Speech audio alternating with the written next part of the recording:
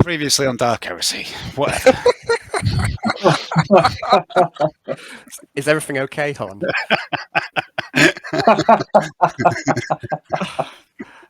Episode 27.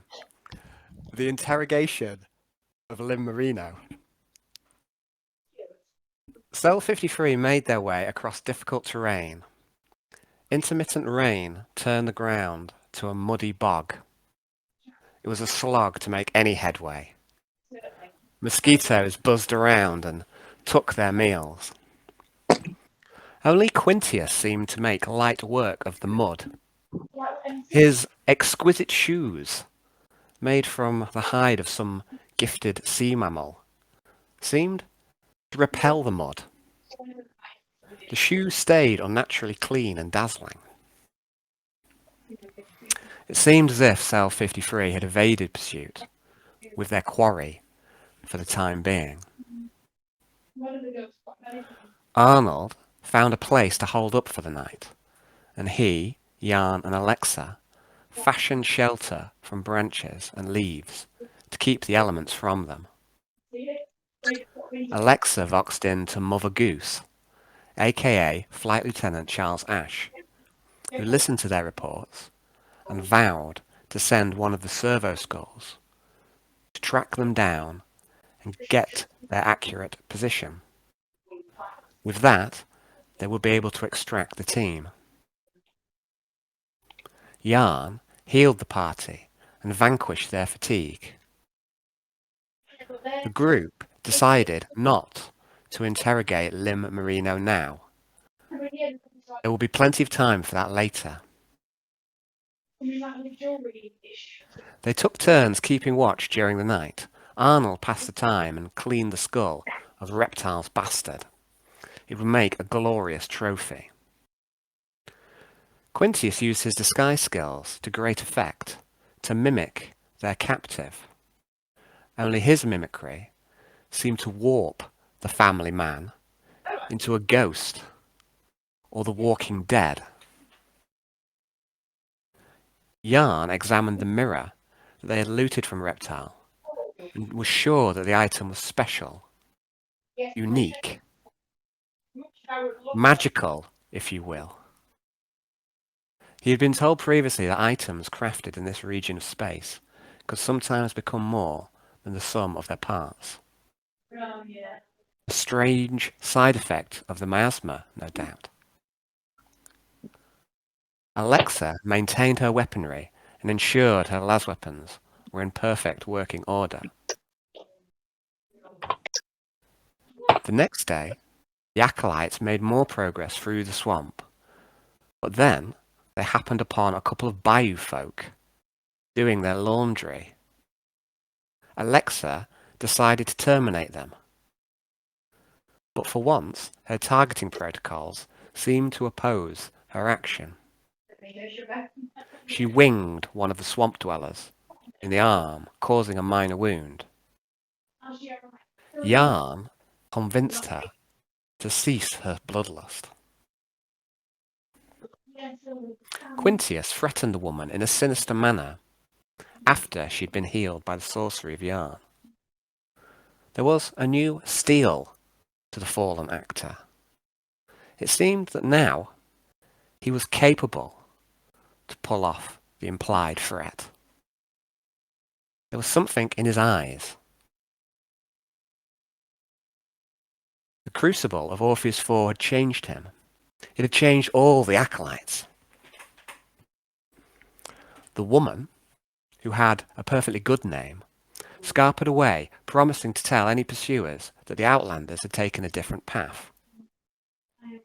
During the ruckus, a small servo skull descended from the tree line. The skull nuzzled up to Alexa.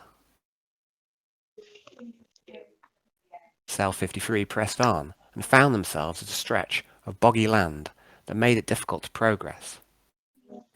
They called for extraction, and a dropship bedecked with missiles and cannon was not long in coming. Abseil ropes were dropped from the rear hatch of the sleek craft, and the acolytes made their ascent.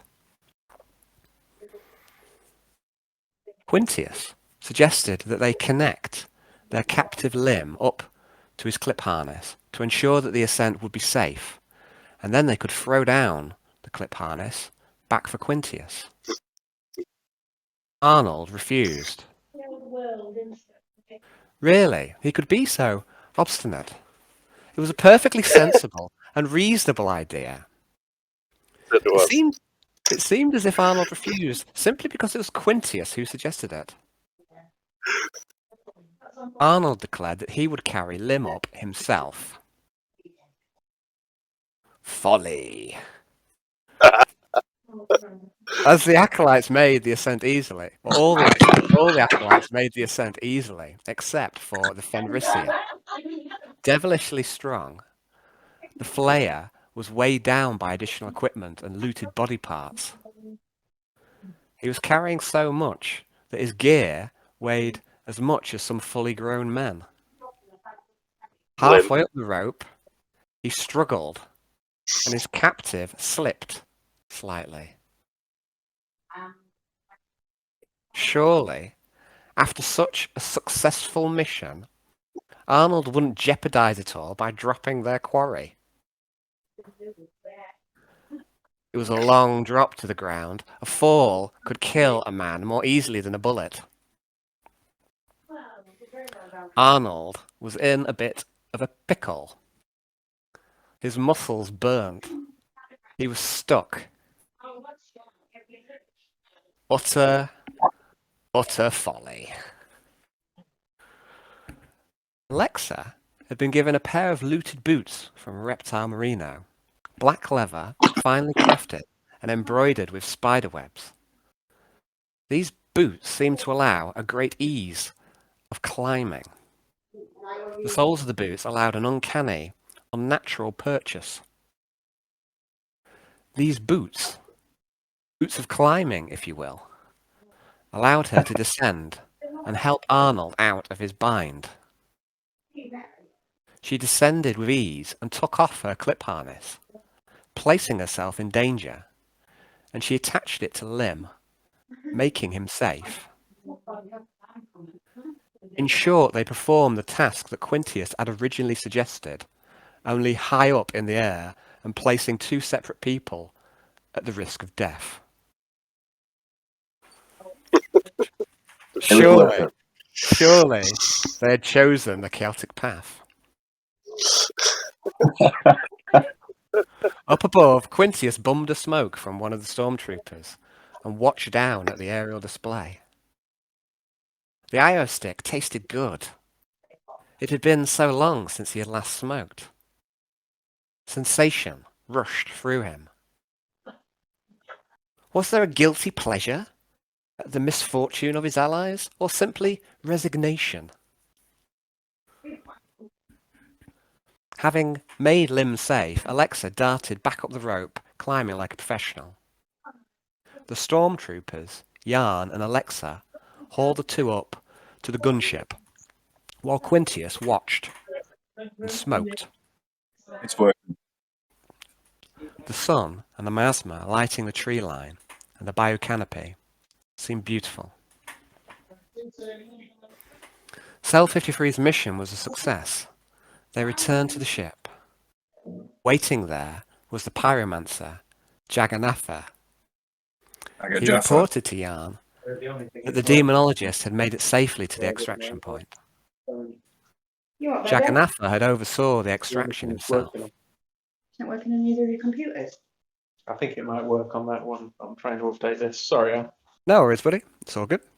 I managed to sort mine, James. Jagannatha told the acolytes that doable. the Inquisitor... Are you using What's up? Sorry, are you using the phone, Johnny? No, I'm using Johnny. I'm using the actual He's Discord thing.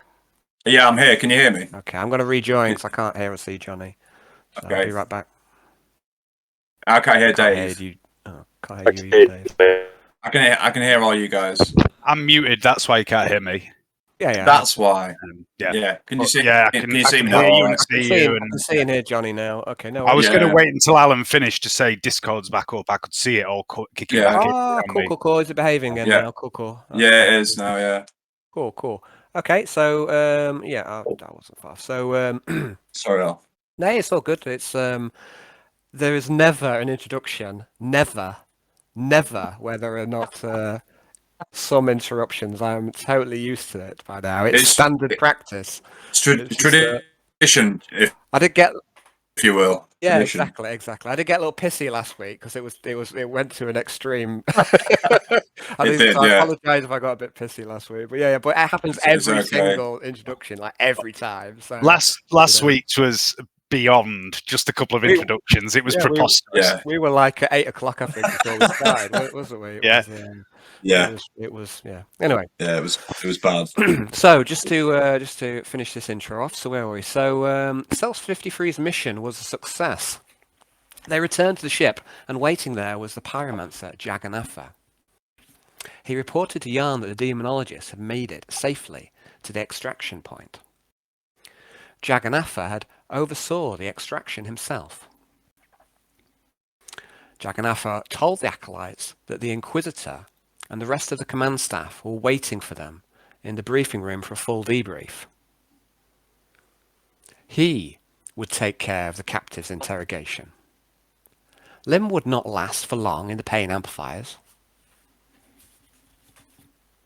Quintius politely objective. He felt that he deserved first dibs on the captive.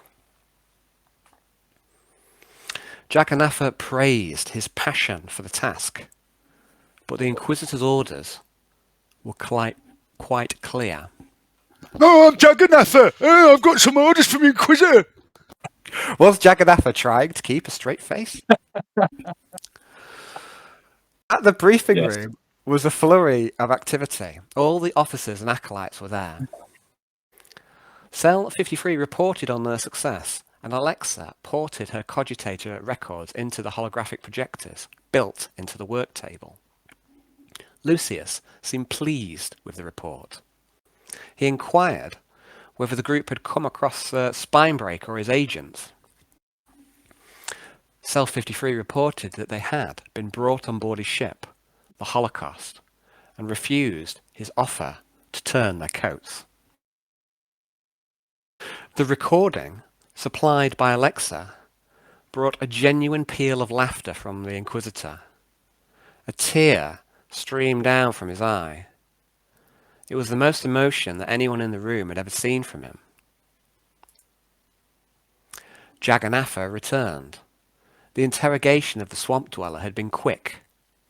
Little challenge. Boring.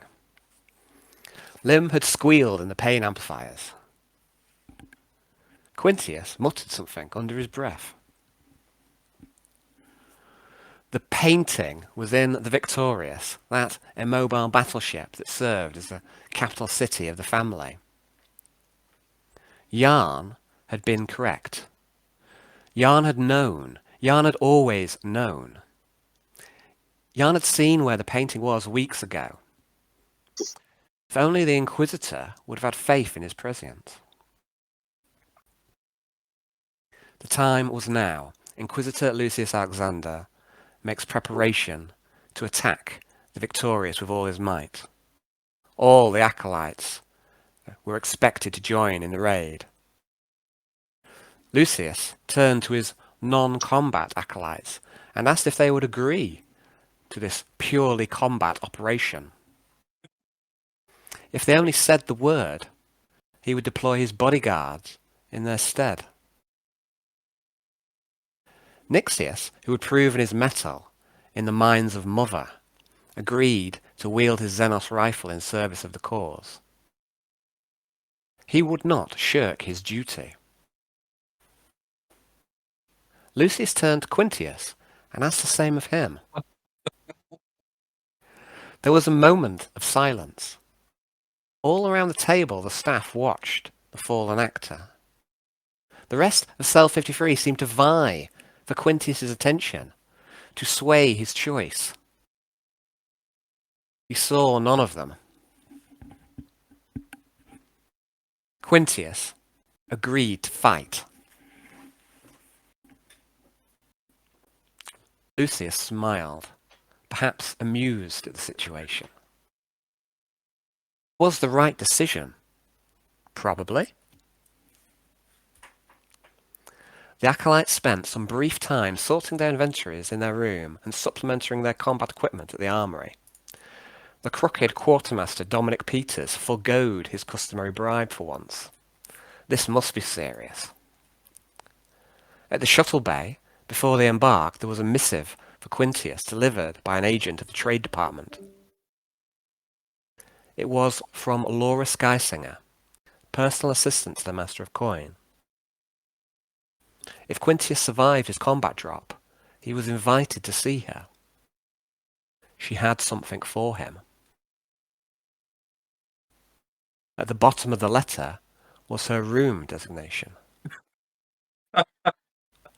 Cell 53 boarded the dropship, alongside a squad of stormtroopers under their command. The time is now. Although it isn't. Is everyone, I heard someone drop out. I don't know. Hayden. We lost Hayden. And I can't see Brownie. Brownie's the squares. Brownie is there. I can see him. He is there. I can see him. I'm going to shut down Discord and rejoin. I'll be right back. This is where I find out Laura Skysinger is Laurent Skysinger. Oh, well, I'm here now. When in Rome. Quintius gets pegged in the name of the Emperor. Oh, time for Alan to come back in. Oh, dearie me. My goodness. For the Emperor!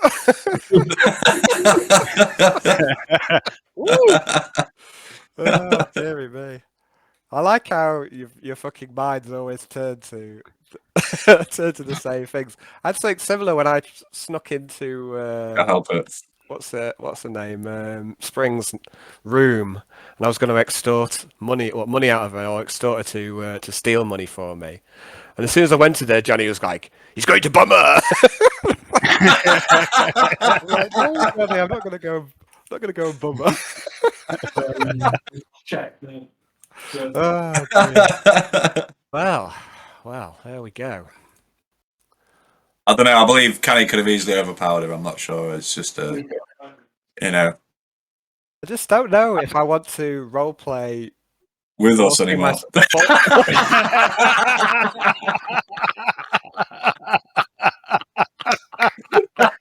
Bravo. Well played, Johnny. Bravo. But yes, I mean, you've cut to the nub of it there. Can you see Hayden? Is Hayden there? Can you hear him? I've got swirly boxes for Hayden. Yeah, I've got swirly boxes, but sometimes I get swirly boxes and people are Swirly there. box, yeah. Yeah, I can't hear him. Okay. Oh dear. You shall return. Yeah, there's just some things that I'm not sure. Some places I don't want to go. That's the joy of Dark Heresy. We definitely pushed that line. We've definitely pushed that line quite a bit.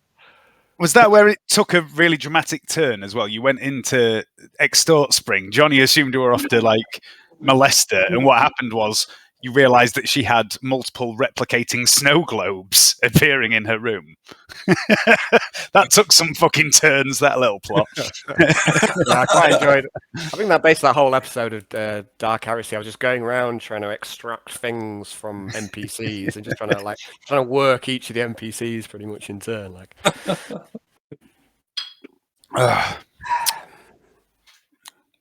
Yes, I've still got swirly boxes for Hayden. Is that right? Yeah. Okay. While we're waiting for him, Al, can I do what I said? Can I change what I picked from the armory, frag grenade for a saber and IO 6? Yeah, we can do that. I mean, what I'm going to do, guys, today. There he is. Oh no, he's gone again. What I'm going to do. We all get a frag grenade. You did. Well, the three of you got a frag grenade, and Hayden got 2 crack grenades. Yeah, I'd prefer to trade mine in and, if necessary, pay a bit extra and get a bottle of Amasec. Yes, follow me on. Follow me down the path. Okay, that's certainly doable. Like I say, what I'm going to do today is I'm going to go a little bit back in time, because last session I was rushing to get to the orbital assault. So I kind of rushed through, and I missed a few bits out. I made a few mistakes, so I just want to redo a few little bits. We'll redo the armory bit so you can change what you bought at the armory. We'll do inventory management. And I just want to ask a few questions at the briefing room, because otherwise things won't make sense. There's a few gaps or a few plot holes there that I need to fill up, but we kind of need to wait for Hayden first, I guess. So yeah, he's on his way. So okay, I'm sure he'll be back as soon as he can. So let's get things straight. So how much is a saber and you wanted a saber and IO sticks? Is that right, Dave? Yeah, which comes to 25, and the grenade would have been 30. Okay, so that leaves with 5 extras. So you want to do away with a frag grenade and get a bottle of Amasec, is that right, James? Yes. Okay. How much it is? I'm not sure if it isn't like 50 or something like that. Okay, well, I'll have a look. So... Yeah, Amasec's 50. There's Hayden. How much Hey! was it made? hello, welcome back. Amasec's 50, your frag grenade was 30. I've got 5 left over because I had 5 change out of my grenade, basically. Uh-huh. So that would require, what, we say 15 more, is it? Right, I've got 40 chrome gelt, so I'll put that down to 25. You've got thrown gelt, have you? Yes, luxurious. Yeah. Not many folk got thrown gelt around these parts. Okay, so yeah, just do that, and and if you want to adjust your Cool. carrot sheet accordingly. What's that Hayden back? Are you back, Hayden? Are you back with us? He's back. I can't hear you, Yes. Hayden. I can't hear him either. Oh, no, I can't can't hear see him. No, he's paused. My screen is frozen. Yeah, he has on mine as well. He's lighting up green, but I can't hear him. I've seen he's gone all black on mine. Fucking Discord today, guys. It's no, I've got no Dave. Oh, Dave's coming back. Okay. I think Discord had just come up again, but it was experiencing a major outage. Servers were, but Yeah. I did just update my laptop as well. Mhm. So I don't know if it's something to do with it. Oh, while I was looking at your inventory, Brownie, I couldn't see the steel Aquila that you got. Did you still have that? I can't remember you ever got rid of it, but it wasn't on your inventory. What have I done with that? Did I add it to my? Oh no, I have got steel Aquila there. Yeah, I've put it back. I put it back in now. I've had it back in, but it wasn't on your character sheet before. So I don't know. I don't know whether you got rid of it somehow. I'm not sure if I didn't add it to the top of my staff. Probably not. I don't think Johnny did. I don't think so. No, I don't think you did. I think. Well, anyway, no. Say you've still got it. Then I'll put it back in your inventory. But yeah, not yet. For whatever reason, it was vanished. So. Well, actually, I'd quite like to. I'd like to take the Amasec and go give it to the guy who was doing my tats. Okay, very good. And I will give him steel Aquila as well. Okay, so frag grenade, so plus Amasec. Okay, so we'll just we won't necessarily roleplay that bit out, but you go in, you make an offering, and he's very emotional. They don't show too much on the faces, these Feruvians, but you think that he's pleased with your offering of Amasec. Okay, so take that off. Aquila, so no frag grenade for yarn, no steel Aquila. Okay. So yes, if you'd update your character sheet as such. Yeah. Alright, so I still can't see Hayden. Can anyone see him? Hello? I'm here. Can you hear me? Yeah, I can see him, yeah. Okay, I'll rejoin. Hey, Hayden. Say hello to me, Hayden. Hello. Oh, I can hear the luscious tones of Hayden Walker. So we think we might be ready to start then. So what I've said to these guys, Hayden, I'll just repeat myself. I think I've told you as well. I'm going to go back a bit earlier today. Okay. I was rushing towards the orbital assault and I missed a few things out. I made a few little mistakes. So we're back in the briefing room now. I'd like to ask everyone to be respectful of the timeline. And I'm talking to you, Dave. So anything that's already happened has happened. but there's a few little bits that I kind of missed out. So a few questions I want to ask. So what's just happened then is that Alexa has uploaded the memories of the encounter with Inquisitor Morland Spinebreaker, and Alexa has shown the Inquisitor Quintius pissing him off and getting quite leery with him, and replaying the kind of murderous rage that Spinebreaker got into. And the Inquisitor Lucius thinks this is all very funny, and he's had a wholesome belly laugh at this, and tears roll down his cheek. And Alexa's been having some fun with it. She's been putting it into slow-mo. She's been kind of rewinding, fast-forwarding. You know what I mean? Just like zooming in and out, So, but her additions have made it even funnier for Inquisitor Lucius. And So he's just been replaying this bit where Quintius gets Spinebreaker to lose his rag. So when the laughter of the Inquisitor dies down and he manages to put his serious face back on finally,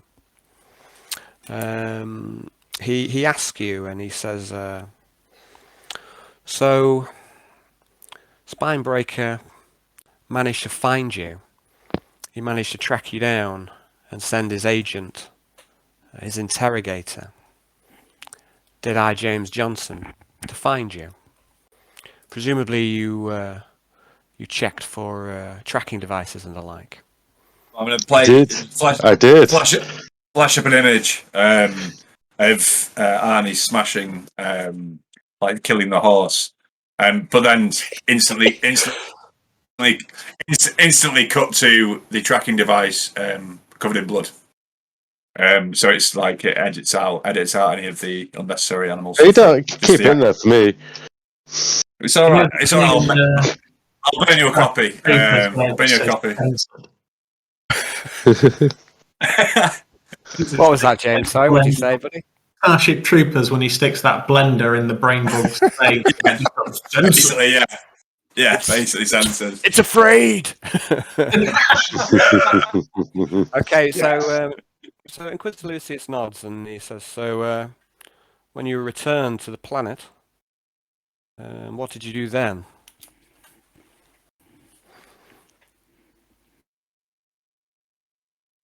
Regarding what? I say, well, after he returned you, you basically scarpered, didn't you? Yeah. You scarpered from you were at the farmstead, which you were starting to make yourself into a base, and then you decide, we can't stay here because he knows where we are. We decided our current location was compromised, Inquisitor, and quickly made our exit. This was shortly after the footage you have just seen of Arnold dismembering the horse. Which, I might add, was a very smart move on his part. Lucius looks at you, Quintius, and says,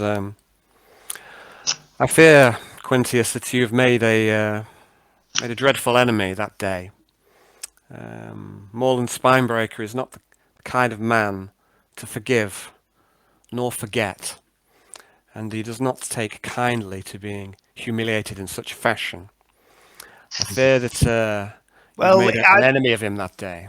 I'm sorry, Inquisitor, but if he's not a fan of such things, he shouldn't go out of his way to repeatedly make himself look like such a twat, should he? Very good, says Lucius. You're not a fan of you, Lucius, man. He was there to recruit, nothing more. Yes, I feel that Spinebreaker is somewhat obsessed with me. We seems to think I've wronged him somehow. Spinebreaker by association with you already. I calculate a 15% probability that he's in love with you. That invites a sharp look from the Inquisitor. He doesn't acknowledge that. He goes, and you, Arnold. To himself. And you, Arnold, killing the horse. It's a bond between a man and his horse is a strong one. I fear that you may have made a grave enemy as well. I can't wait to take his skull. Don't worry. I want him as my enemy. Yeah, and I'm going to get out my bag. I'm going to go. I've got his horse's face here, which I'm going to mount on my coat to taunt him next time I see him. And there's a moment of silence around the debriefing room table. There's a lot of people here, a lot of command staff, a lot of acolytes, and there's a moment of quiet, an awkward silence for a moment. So tell me, acolytes, after you left your position, you believed it was compromised. What happened then? We made our way further inland, heading towards Grimsport, where we believed we may be able to find either somebody who knew the location of the painting, or perhaps even Mr. Reptile himself. As it happened, both those things occurred. Very good, very good. It's a bold maneuver to head to Grimsport. Which is certainly one way of putting it, Inquisitor. I must admit it was not my first choice. However, it did prove the quickest, most direct route to our goal. And what did you discover in the settlement? Absolute pit of filth and heresy, Inquisitor. Heresy. It was a rotting, laughing monk. I think Jan, did you say something about Jan knows best? Ask the shaman. Yeah, the whole city is devoted to the plague pillar of the old enemy, man. And at this, Lucius and Jagannatha exchange a look briefly. And they were keeping Xenos as pets. They call their version of the idol is called the Laughing Monk, man. They were on about also was making way for the butcher. Didn't Reptile say in his little last speech to us? Getting out Reptile's face. You've already gifted Reptile gold to Lucius, if you recall. Yeah, not his face. But not his face, no. He's still got his face, yes. Arnold's just showing off his bag of many faces. There's a bit of a waft coming from Arnold, you know. I don't know, it must be all these body parts he carries around. I did salt the face and cure it on the night of the camp. Salted the face.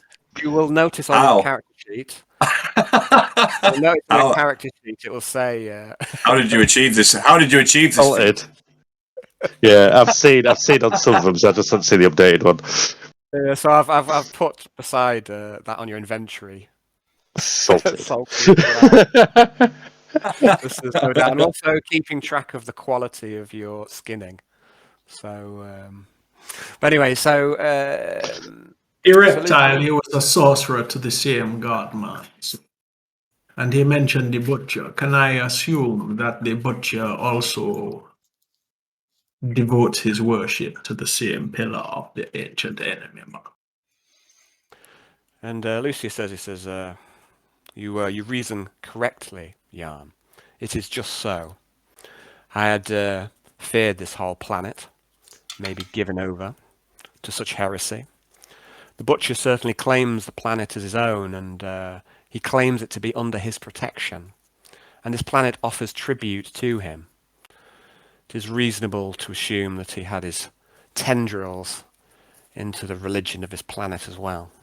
It's going to be a dirty war, man.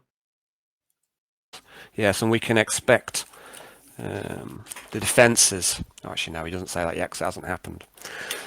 Jagannatha walks in and makes his report about the interrogation going quickly and smoothly, and he says, yes, it's at the Victorious. So all the bits which have already happened, Jagannatha updates.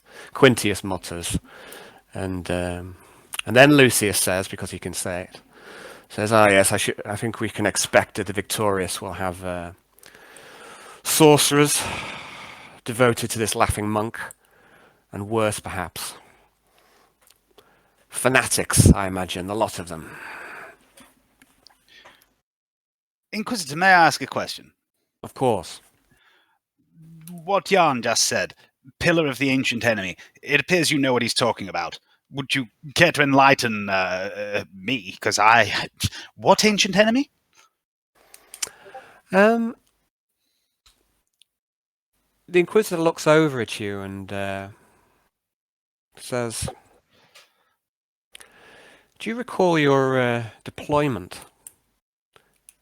just before you were recruited into? Yes. Well, think upon that. Think upon another of the pillars of the ancient enemy.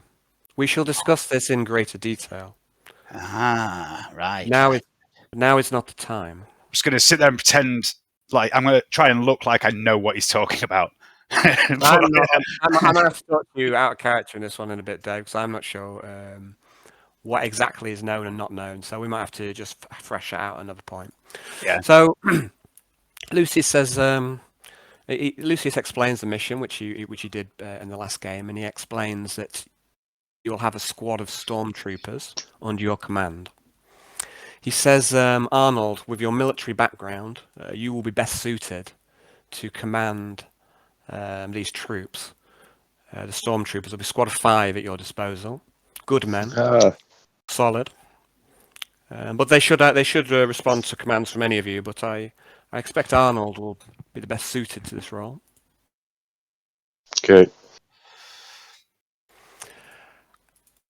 And the Inquisitor says, I wonder and I worry whether Spinebreaker will make his move during our operation, during the orbital assault. He has a teleportarium at his disposal. He may decide that this would be the prime opportunity to try and upset our plans. If his Astartes teleport down to the ship, I warn you, do not engage them. Fall back, find reinforcements. Do not try and take them on your own. You are not ready. Although I'm not sure that's true, by the way. Is affirmative. And I'm not Yeah, sure yeah. we are, to be honest. I'm not sure. Jan might be ready. I don't know. I'm pretty certain Quintius is not ready. Yeah. Oh, yeah, Alexa's definitely not.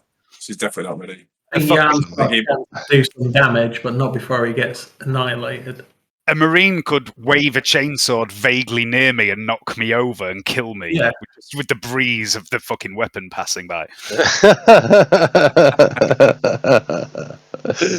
Yes. Okay. So Lucius speaks. He says, the assault begins in 90 minutes. You shall be at the shuttle bay. At this point, Jan pipes up and says, can we get some more creds, please? And Lucius says, yes, not a problem. And he also tells Mattis to go off with you and make sure that Dominic doesn't try and fuck you over again. Lucius asks, are there any other questions before we finish here? No. No. Very good. The orbital assault begins in 90 minutes. So you then head off to the armory. I think we did this, at least for Jan and Quintius, while you were gone, Hayden. They'd wanted to swap around, so we had Quintius picking up a saber and some IO sticks, dropping a frag grenade.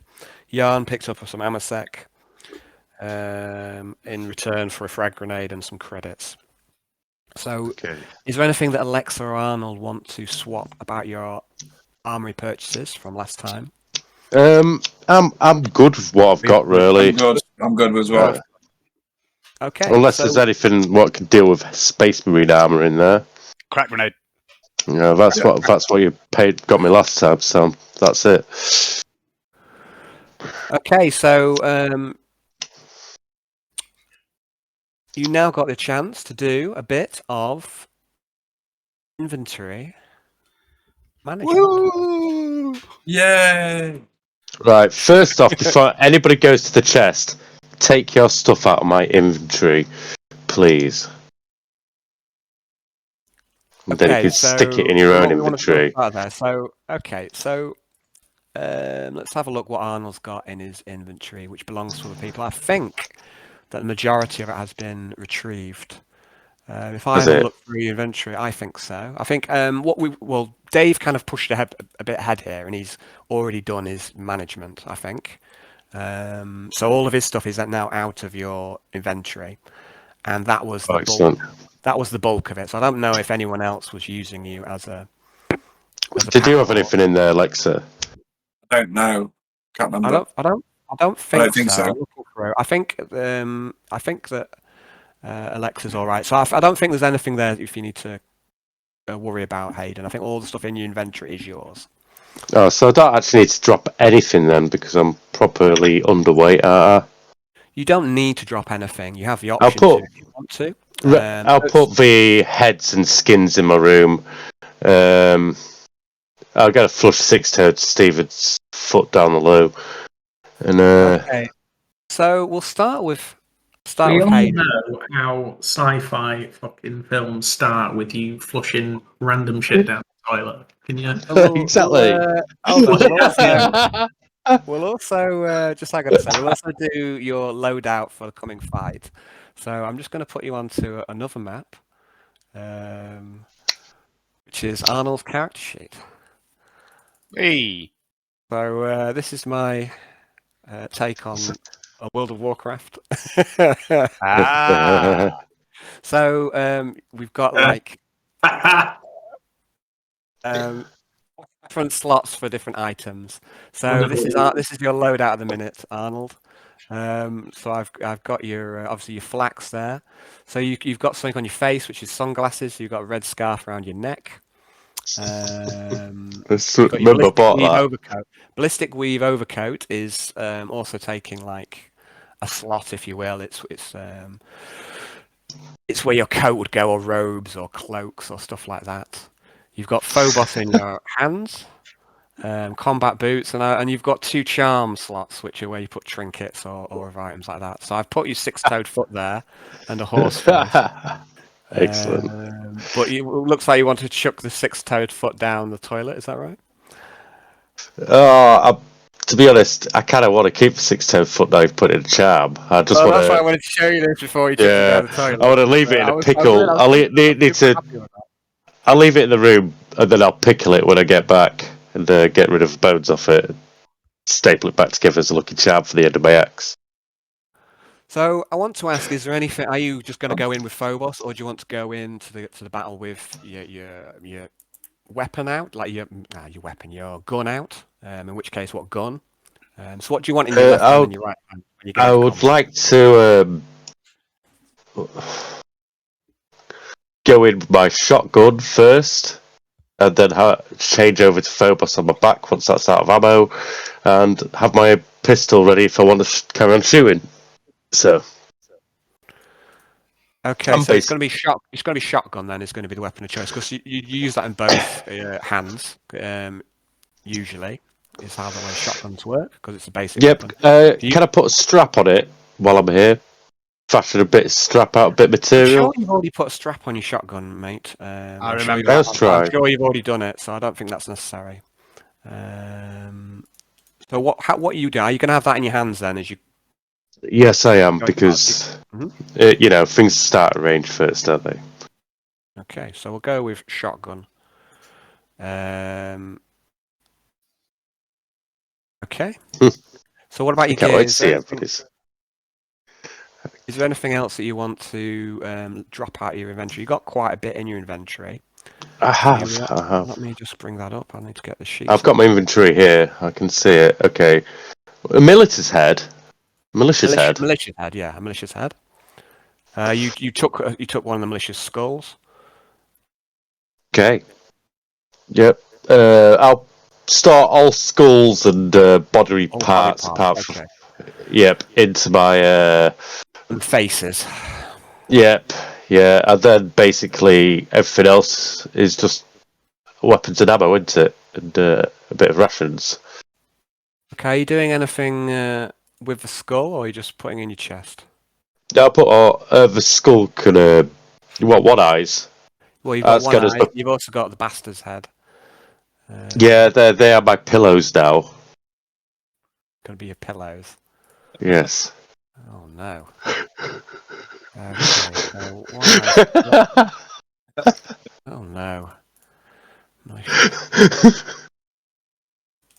Okay. So, Yes. be keeping the Yes. foot.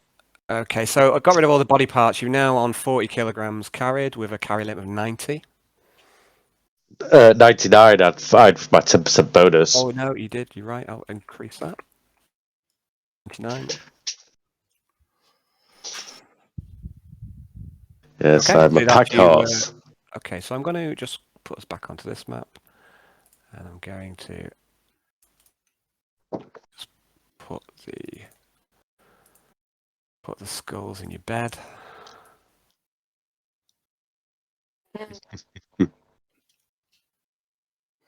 When I Can take it, chap the Amasek and the Steel Aquila, can I take my staff back? Because I left that as collateral.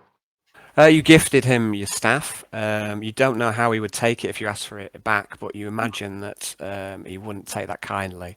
You gave him the blessed staff, but you picked up a wooden staff from Grim's Yeah, I did. Yeah, I was going to swap them. which is actually better than your other staff because it gives you a +1 weapon skill. So I'll jump onto Yarn's character sheet now. So this is where you're at, Brownie. Now, Brownie I think all mine is sound. is sound, but there's one thing I want to tell you about, which is the mirror that you looked at. Oh, yeah. So the mirror, the stats on this, because you had a good chunk of time to. this guy looks examine more this. cool. So the mirror gives +7 to perception. It also has. If you roll a d6, please, Brownie.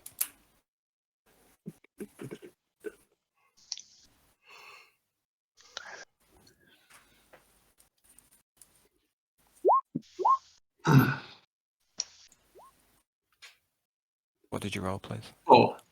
4. Okay, so the mirror contains 5 temporary fate points.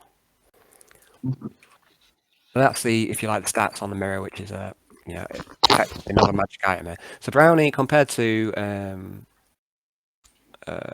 Hayden, you have a lot more magic items.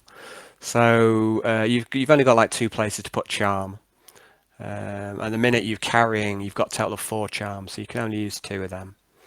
So the charms you've got are your finger bones, which you recently made special with a perk, and you've also got your healing trinket. So you can only take the benefit from 2 charms at once. So you've got 2 other charms, which are the mirror and the corn husk doll that you got as a gift from the Imperial cult. So my question is, do you want to keep the same 2 charms? Well, I need the bones. You need the bones. I would like to. Can I attach call item to those bones? You can, but there won't be time to do it before the battle. You need to take about an hour to do it, and you haven't got that spare hour. But you can do that. Yeah. But it'll have to be after this encounter. Okay. Have we lost someone? Was the Shit. Okay. mirror do anything else, or has he just retconned it to be like a little trinket? No, it was always like this. It's just we didn't. I didn't tell you in last game. It's +7 perception, and it's got these temporary fate points. Oh, I don't really know what the doll does. No, the doll you don't know, and you've never been able to find out what it does. So. Okay, well, You were told that it would be there. You were told that it would keep you safe. Okay. Well, finger bones and the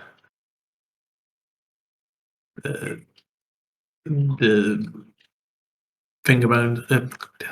Finger bones and the healing trinket. Okay. Okay. Right. So as for your gear, is there anything you want to drop off in this room? Your carry limit's 45, and you've got 32 carried currently.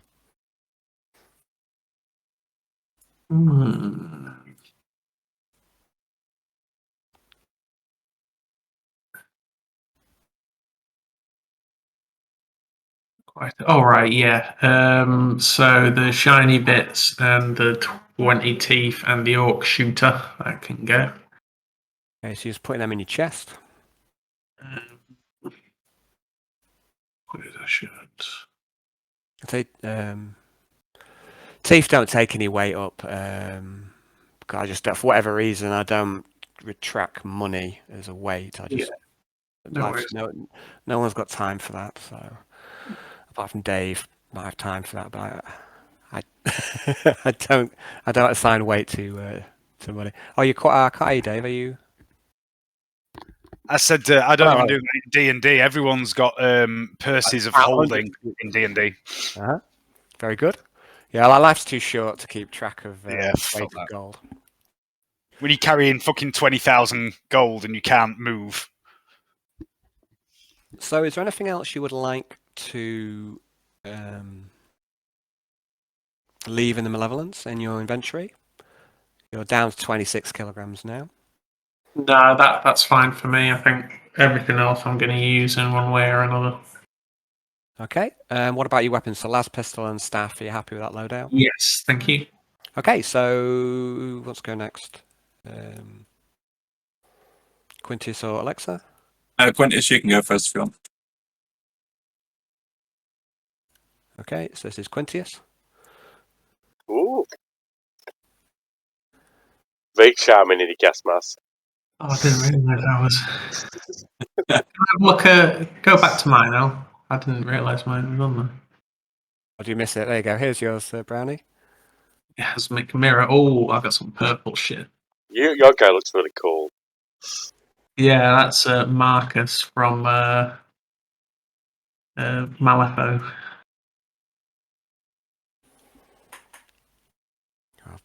Enchanted trinket. Oh, Conhusk doll. That's the one which you flies as well. Like the so. Book, yeah, the book is definitely a special item. It's a source of lore, and it offers plus 10 to demonology. I can kind of take that out, I presume, before I do a demonology thing. Yeah, that healing trinket's really good, man. Oh. I don't know what the doll does. Stressing. Oh dear. Don't mean to stress you out, Brownie.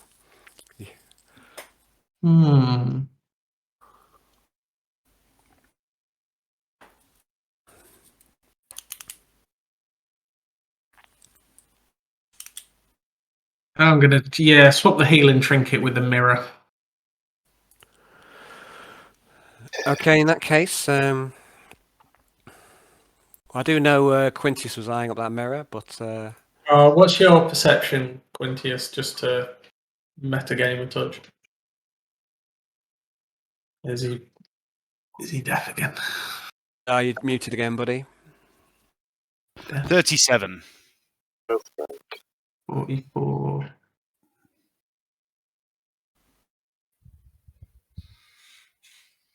Do you have awareness? I believe I do, yeah. Yeah, I thought you might. Yeah. Right, go on then. Okay, yeah, sorry, yeah, we'll leave it there then. Yeah, don't mind. Give the mirror. Okay, so now I know it's not heretical. I mean, pretty much everything magical might have a slight hint of heresy, because why is it magical? It can't be. Who knows? But anyway, yeah, like I wouldn't dwell on that too much. Like I say, I've kind of pre-warned you the item that would threaten your soul. I told you it was that idol. we'll come to the Book of Lies in due course, but your willpower now is so high that you think you're probably immune to most corruption anyway. Your mind is a fortress. So, but yeah, I wouldn't worry too much about. Everything in this region of space is corrupted anyway, so I wouldn't worry too much about the items. So, are you happy with your loadout then? So, finger bones, healing trinket, wooden staff, and last pistol. Yeah. Thank you. Right. Okay. So, going on to Quintus next. Quintus, I think you're pretty much done. This is what I've got for you. Right, two things. I'll go in with the shotgun armed. Okay, shotgun. Yeah. I've got the cat monkey toy as a charm. Yeah. And the soul stone, and I don't really know what that does. All right. Yeah. So there's been no improvement to your stats or anything like that for having it, but it's definitely there's definitely a special item. You know that much because you know how much people are willing to pay for it. Yeah. So,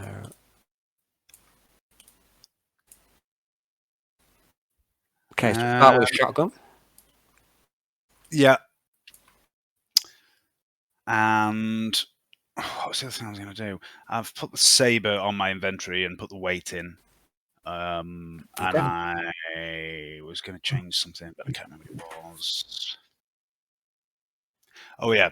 I'm also going to take the wooden Aquila that Alexa gave me, and I think with the shotgun, with the saber, the IO sticks, and taking my wooden Aquila along, just stuffed in a pocket or something, I think that puts me at 17.7 kilos. Okay. So let's see. So you want the wooden Aquila and the IO stick. I don't know if I could normally put a weight on those, but do you know what the weight of IO stick's meant to be? I think it's 0.1, yeah, and the wooden Aquila is 0.5 according to what you've got. Yeah, so that I've got you there on 16.2. What did you say? 16.5? 17.7 I've got to. I dropped the frag grenade. That's it. I took the saber, which is 2 kilos. Okay, yeah, so the saber, that's where it... Okay, so I put saber in. So that's 2. Yeah, 17.7, so I agree there. He should load up Metal Gear Solid and see if there's any weight attributed to the pack of smokes he takes into battle. I weighed some at work for my game, but it was too. Would you too low. Would you like to put the wooden Aquila in your Lucky Charm slot instead of the cat monkey toy? Yeah, I think it might be a bit more use than the cat monkey toy. Okay, very good. Well, yeah, I haven't given him my thing, but I will be giving. Now we're all in the same room. I'll be giving him a mirror. Use. So Brownie wants to give you another the epic back, which is the Masmic mirror. What does it weigh? It weighs 0.1. Okay, yeah. I'll slot that in instead of the soul stone because I don't think the soul stone really does anything. Okay.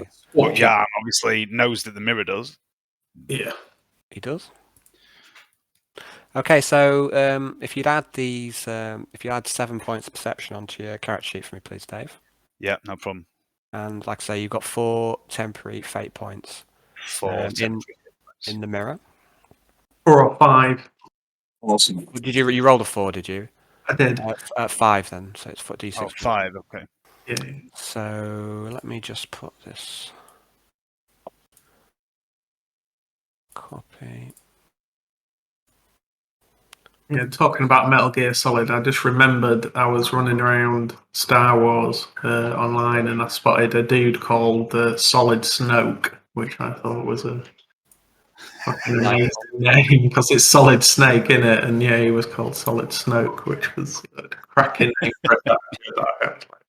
That's good.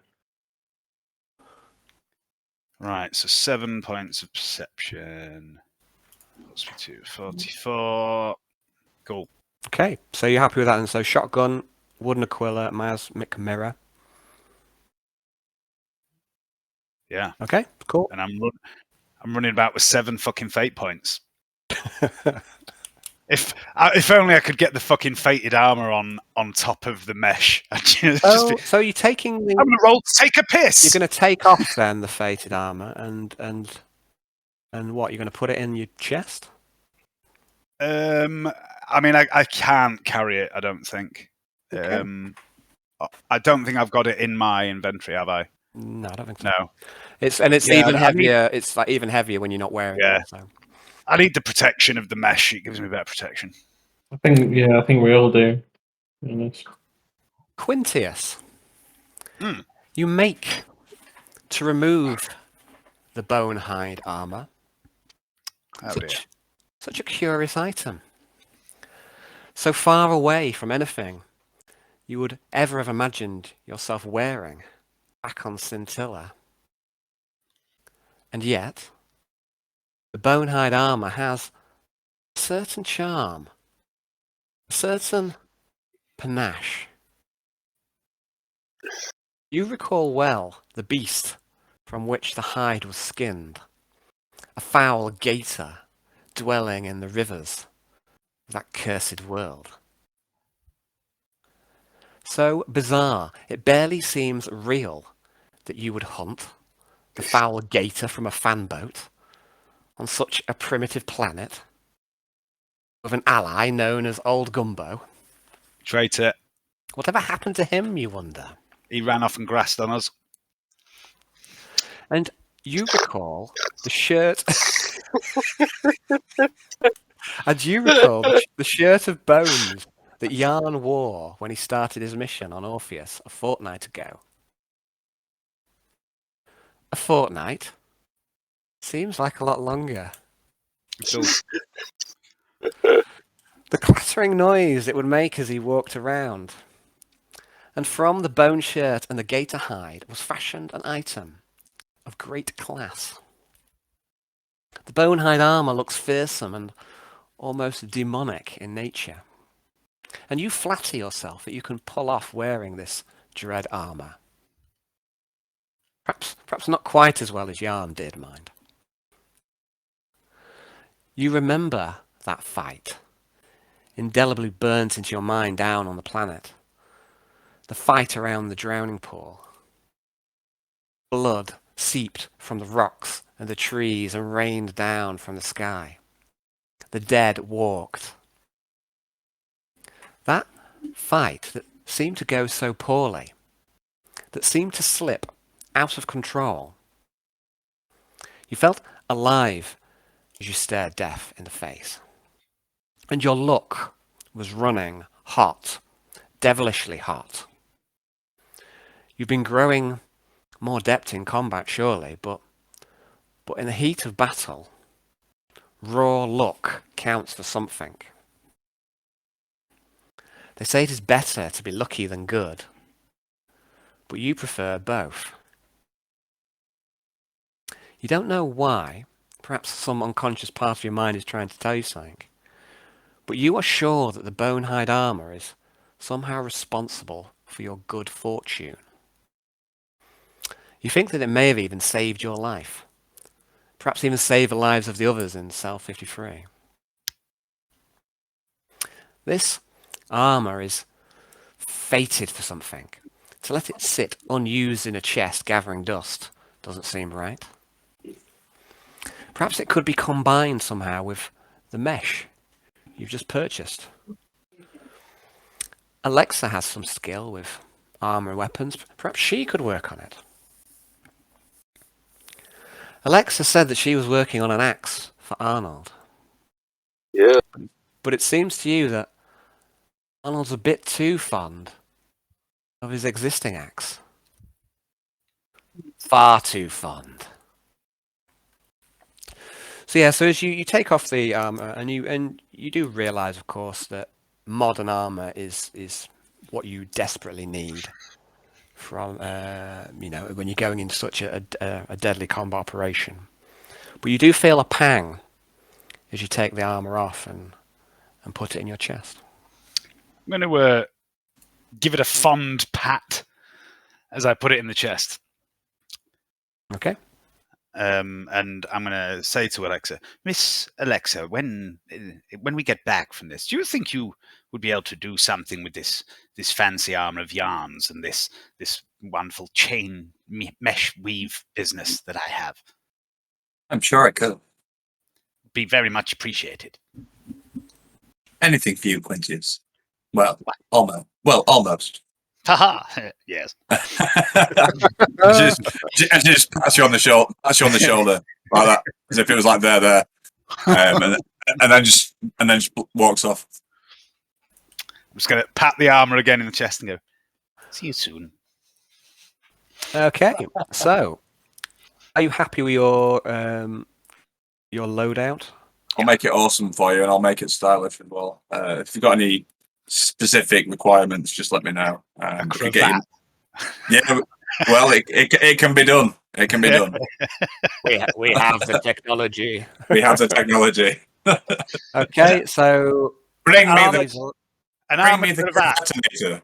armored cravat that spins and fires las blasts. It's possible. It's certainly possible. Or it might even reflect las blasts. You know what I mean? The cravat blast deflection. Digi cravat. Yeah. okay, Alexa, well, that leaves you then. So I'll bring up Okay. your cat sheet now. Excellent stuff.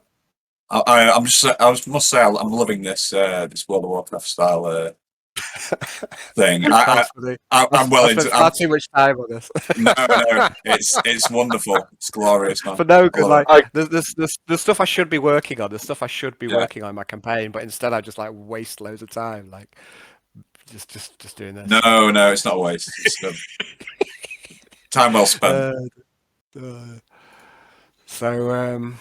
Right. So yeah, are you happy with your loadout? I've got you down as a las carbine. Las carbine. I'll take the las pistol. Well, it's in inventory, isn't it? So, yeah. But yeah, like I probably won't need the frying pan. Oh, actually, no. I'll keep it as a close combat weapon. An improvised close combat weapon. Does it allow me to parry? I don't know.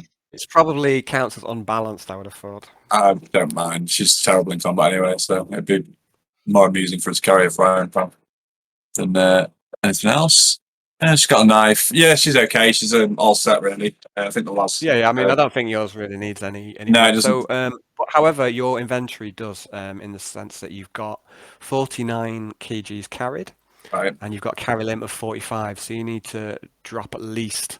I'll drop 4 kilograms. I'll drop the bear traps. I'll drop the bear trap because that's quite heavy. 1 bear trap or 2? I'll drop. I'll drop 2. Okay. So you leave the bear traps. That's 10 kilograms. That you've just And the frying. And the frying pan. Okay, so you can drop all the pans, pots, and cutlery. They're 5 kilograms as well. So And the javelin. The javelin. I won't need the javelin. The javelins. The javelins. Let's have a look. Just 1 sec. So let me just catch up. So the pots, pans, and cutlery. Take those across. So what else? You want to get rid of the javelin? I mean, they don't weigh too much. 1 kilogram each. You get rid of them. Yeah. Okay, so that's down to 32 kilograms now.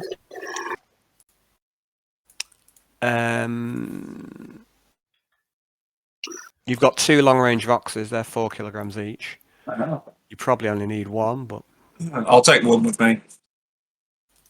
okay, I'll put 1 of them in there. Okay, is there anything else that you want to leave here?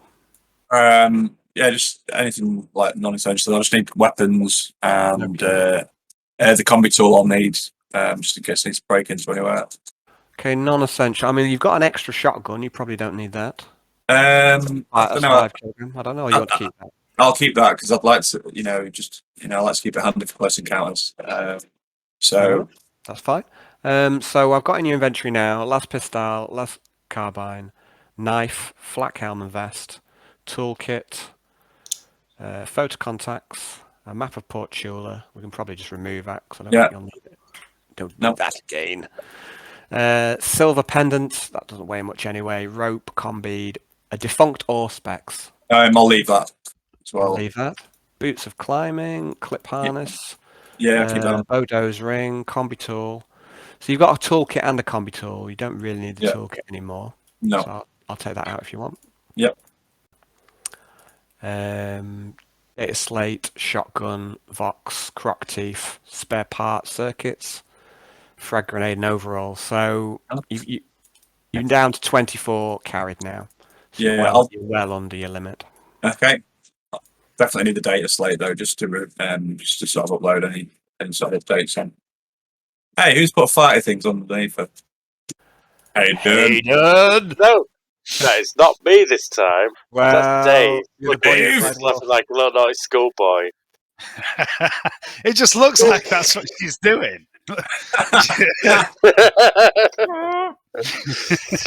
I wish Dave, there was some way to remove that power I've from had you people, but speak it's to me so impossible. many times That's terrible. before you. I know what you know. It's I know your terrible. naughty face. I know your naughty face, David. That's what Leanne says. You're the forbidden fruit. I've watched you talk to me for about 2 years now on Dark Heresy. You can see when I'm up to no good.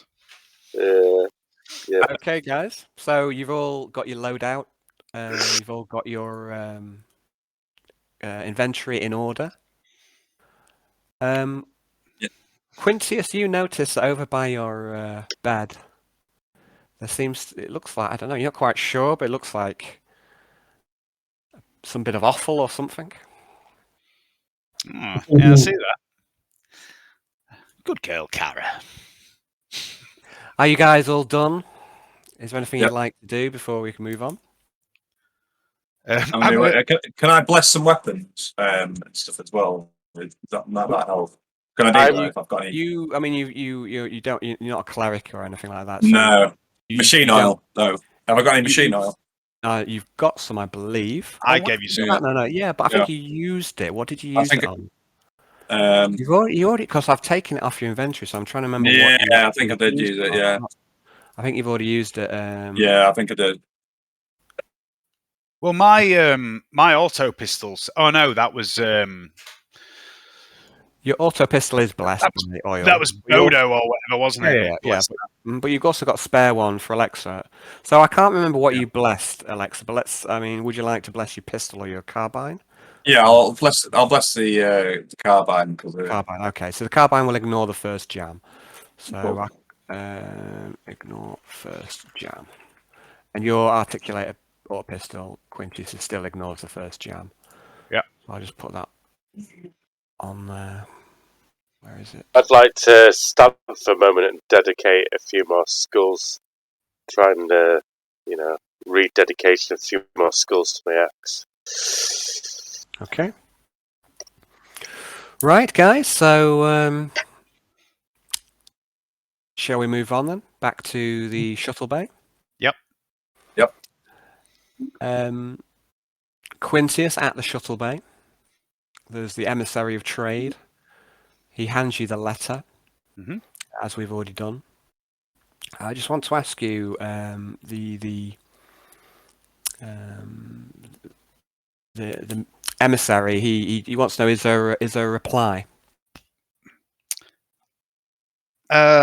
Yes. Tell Miss Skysinger I look forward to paying her a visit, and I'll be back in a jiffy. Okay, and so the emissary nods and says, "Understood," and he heads off.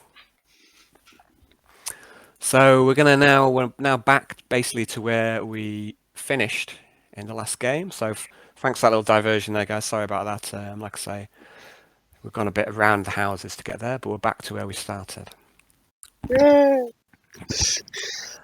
The time is now. In orbit, the Malevolent and its interceptors, bombers, and gunships are all fully armed and deployed into attack formation. At the head of the orbital assault sits Flight Lieutenant Charles Ash, piloting his favourite bomber, Lucienne. Equally proficient in any craft in the arsenal, today he pilots a bomber for their role pivotal in today's operation. Each bomber has a series of targets, a long list of objectives. Charles is flush.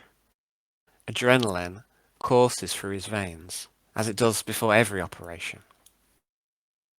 But this is no ordinary engagement.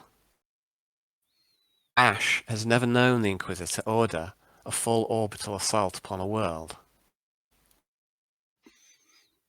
Flight Lieutenant Charles Ash takes out an audio disc that he saves for special occasions.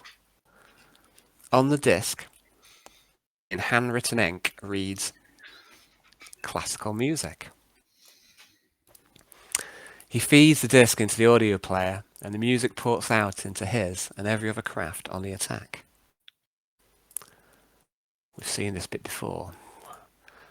Okay. Haven't actually. Alright, so music.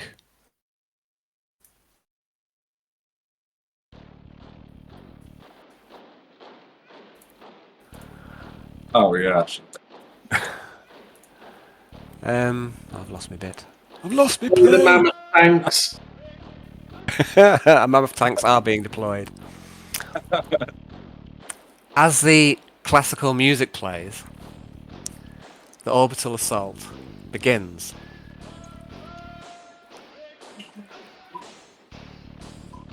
Is classical or is this jazz? It begins with the Malevolence. The primary weapons of the Malevolence are the mass drivers. Incredibly rare technology. The potentia coils allow for the firing of solid mass projectiles at ultra high velocity. These weapons are incredibly potent at ship killing, at penetrating the shields and armour of opposing capital ships. Against the armies of the family, deployed out in the bayou against the orcs, the primary weapons are unstoppable. Long ago, on the ancient world of Terra, there have been many examples of technological supremacy. Millennia ago, savage warriors armed with bows or double-handed weapons did battle against the phalanx, the locked shields and the rows of spears. Unit discipline. Years later, cavalry charges were rendered obsolete, first by musket, then by rifle, and then machine gun and gas. Then, later, the deployment of atomics rendered the conventional forces of the time ineffective. Now that hasn't aged well, that sentence, but never mind. We'll just, that didn't age well, that didn't age very well at all, okay. Time and time again, a gap in technological advancement has allowed for some forces to gain an overwhelming, insurmountable advantage over others. And so it is with the orbital assault upon Orpheus 4.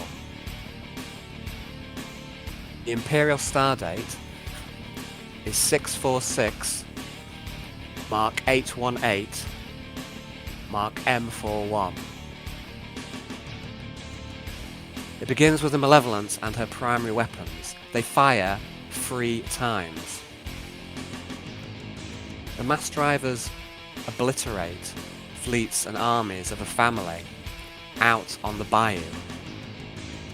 There is no countermeasure. There is an immense amount of collateral damage, firstly from the initial impact wave, and then from subsequent earthquakes, and tsunami caused by the 3 strikes. Cell 53 reported that most of the bayou was given over to the worship of a laughing monk, an aspect of the god of decay. He's not laughing now. Heresy is rampant here. Sorry. This world is allegedly under... Very good. This world is allegedly under the protection of the Butcher and his plague fleet. Incidental damage to the population of this world is not a concern to the Inquisitor. The tsunami take a terrible toll upon the bayou. The water rises and racks everything and everyone. Next, with barely a pause, come the bombers. Each bomber works upon its list of targets, the ordnance selected suitable for the task at hand. Surface-to-air missile sites, sensor outposts, communication lines, supply depots, roads and bridges. The infrastructure of the family is systematically deconstructed. The highest power ordnance, the Orion-class bombs, can be fired from orbit, but greater accuracy can be ensured from subatmospheric drops. Given the lack of enemy interceptors, the bombers can draw much closer and be confident in a near 100% accuracy. But still they remain high above the maximum expected range of the surface-to-air missiles. The Malevolence's interceptors, without any aircraft to engage, are turned to the assault of lesser targets of the enemy. But first, before they draw closer for strafing runs, they wait for the bombers to eliminate each and every surface-to-air missile site. Up above, the Malevolence watches. The SAM sites, camouflaged and hidden, could not escape the auger array. Each SAM site is methodically eliminated. None remain hidden. Once this step is achieved, the interceptors and gunships make their descent. Below, on the surface, the assault is unprecedented and faster than could be conceived by the primitives. Piece by piece, the orbital assault strips away the armies, the infrastructure, the SAM sites. The defences around the Victorious are picked away, orderly and relentlessly. Hold on a sec. Turn you down a bit.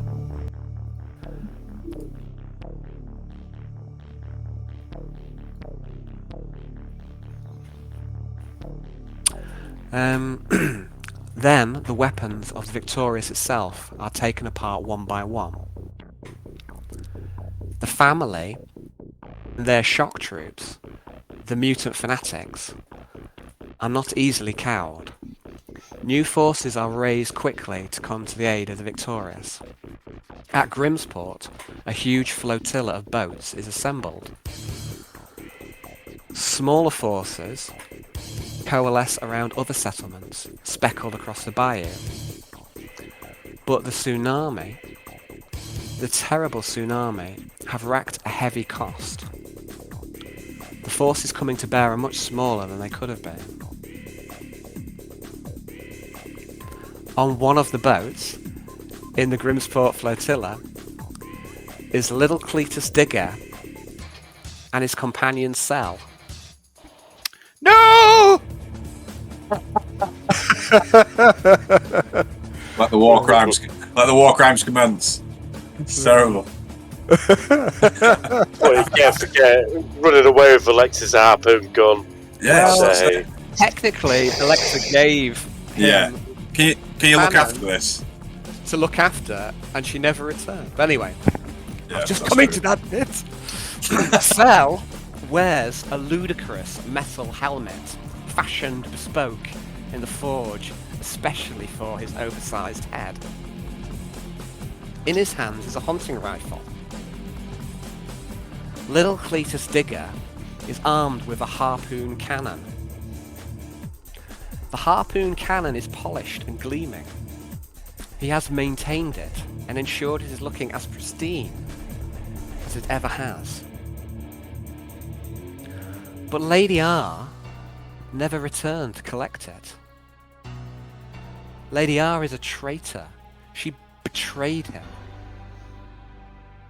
Little Cletus Digger now suspects that Lady R isn't even a real name.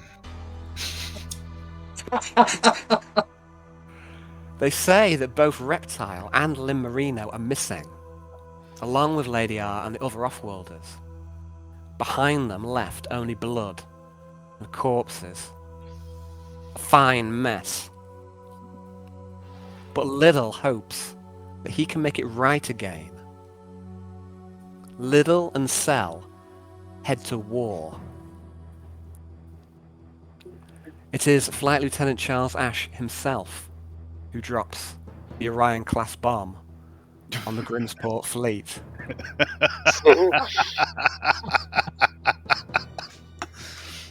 Fuck you, Cell! Other trusted aircraftmen strike the secondary sites that are rallying forces.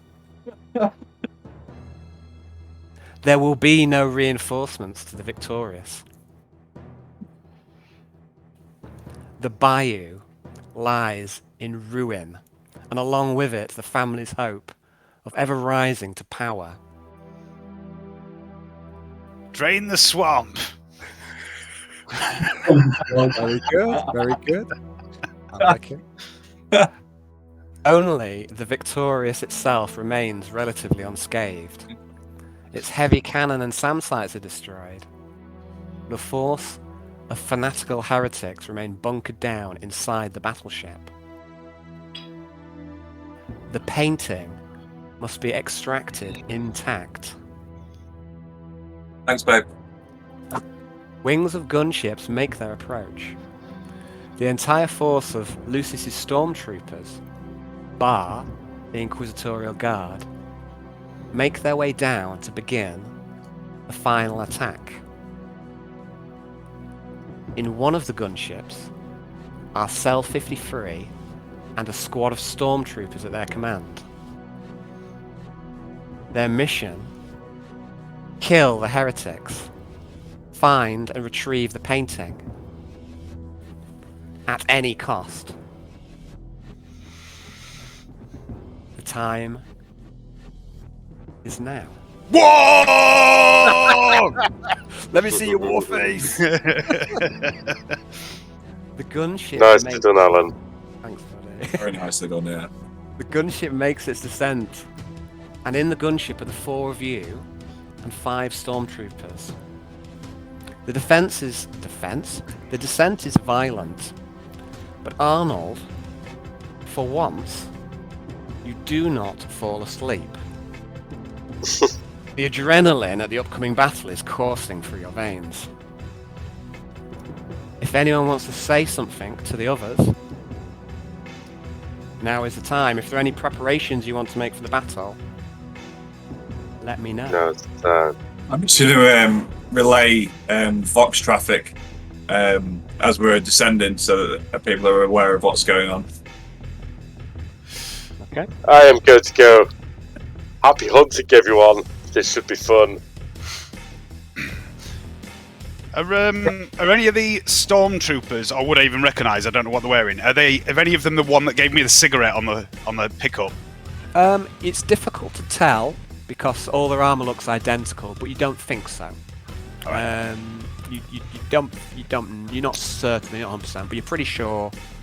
Before you think, you don't think so. Okay. I'm going to take out my IO sticks, offer one to Arnold. Oh, thank you very much, Quintus. I'm going to take one myself. How are you feeling? I'm feeling good, Arnold. Yes, the adrenaline's starting to kick in a bit. I'm going to pop the cigarette in the corner of my got mouth. a lot braver. Oh yes, very brave, very, very Very looking forward to this. I can't wait to fight by his side. Hopefully you'll get some good skulls. Miss Alexa, can all these gentlemen hear me on the thing in my ear? That is affirmative. Coming across loud and clear, sir. Very good, very good. Men and women of the Inquisition, I am Quintius Tarquinius Thespis III. Yes, I know. There will be time for autographs later, but this is not the time. We descend now to the planet below, Orpheus 4, and a foul, wretched place it is, full of biting insects and angry beasts and women. Kyle's gone in the bedroom and got Jacob again, and now Jacob's neck's bleeding. I can't have a minute. Right. Oh dear. Alright, I'm gonna have to go, guys, for a second. No worries, mate. Full of biting insects, angry beasts, and women that can seduce you into behaving completely out of character. And the enemy, the enemy of our blessed Lord. And we take the fight to them, and we will emerge victorious, for our cause is just and true. What awaits us? Who can say? Twists, abominations, those who wield the warp. It matters not, for we shall defeat them. By blade and by axe, by bullet and shell, by fist and tooth, they shall fall before our righteous fury. They soil this world with their presence. It is offensive to mine eyes, and we shall purge them with all the means at our disposal to achieve our objectives. I am not like you, a warrior, trained in the art of warfare and combat, and yet here I stand alongside you. I give my life willingly to this just cause. Our master has commanded us. We are the embodiment of his will, and we go now into whatever awaits us. And as we go, remember this. My friends, my comrades, we see the filth of the enemy as we approach, and we hear their guns barking, and soon now we shall meet them face to face. I am resolved, in the midst and the heat of battle, to live or die amongst you all. While we stand together, no wretched twist can defeat us. Let them come with the armies of the warp, and they shall still not defeat us. And when this day of battle is ended, we, my comrades, my friends, we will meet again at the gates of holy terror or on the field of victory! Okay, and as your speech ends, first of all, I'd like to make a, I don't know, perhaps a charm roll or a command or something. Perhaps charm. I don't know what would be best suited for this.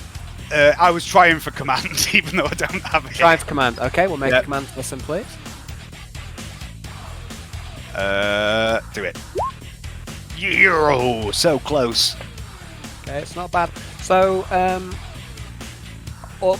you see all the stormtroopers look to be getting incredibly pumped up by your speech, and you get the feeling that this sort of pep talk is just what they needed. And all of them, they raise their fists to their chest like this, and they all shout in unison their battle cry. They all shout, "Kadia stands!" Oh. I'm just going to turn to Arnold next to me as they shout that, and then go, Chronicle of St. Drusus, Act 4, Scene 3. Ran for 6 months at the Cirque de Tarsus. One of my least favourite plays. Drags a bit during the second act, but it has its moments. And I'll whisper to Quintus, and I thought it went on for a bit, but well done. Oh, it definitely does. It drags. You should see the whole thing.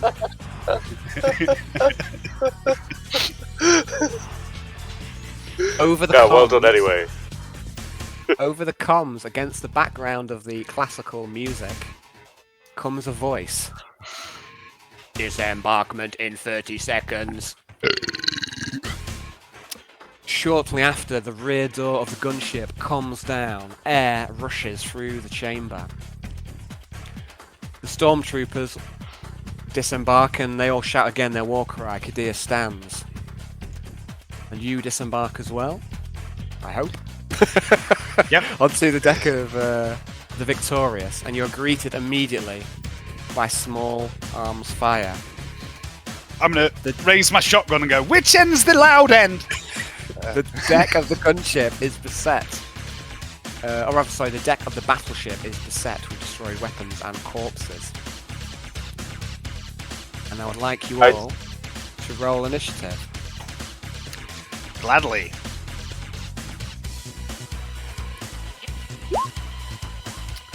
Oh dear. Oh my god, where are we on the map? Yeah. I've got a total 7.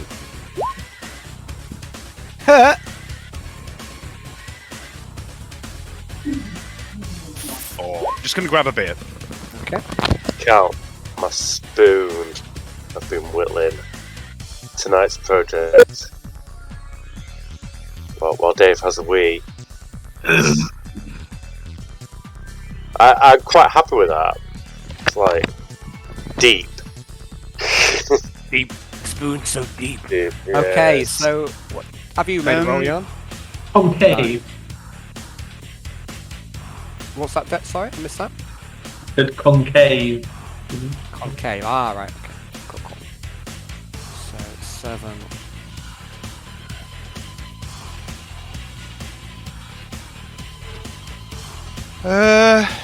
Fucking hell, do I use a fate point this early?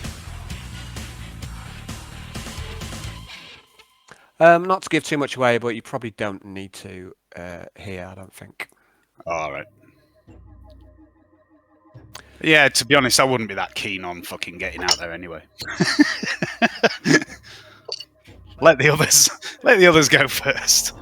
Bravely hold the rear. Okay, right, I'm just going to pop off to the toilet quickly. Be right back. Okay.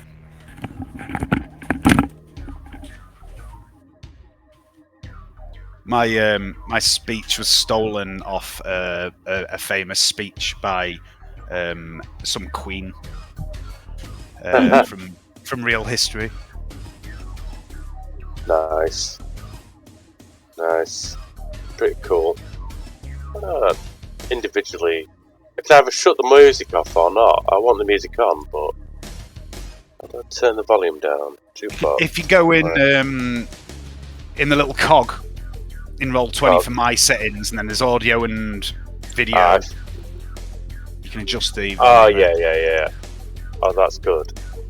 I feel like I was shouting before. Thanks, Dave. No problem. Are you looking forward to your next session in the prison? Yeah, I've got a couple of plans. Have you? Yep. Good. You need Definitely, some, because... definitely don't involve pissing or rats or pipes. Well, you're getting yourself into a new line of activity. I mean, there is going to be pissing. There definitely will be pissing. I pride myself on having at least 5 pisses in every single session. Yeah, but I'm just saying, there's always plenty of rat killing, bug catching, or pissing to be done in the prison. Yeah, there's a lot of rooms in the prison. There's a lot of rooms I haven't pissed in yet. That's a nice sub-quest, isn't it? Self-imposed. Yeah, it will be mine. I might delete a block to make you get on with the game faster.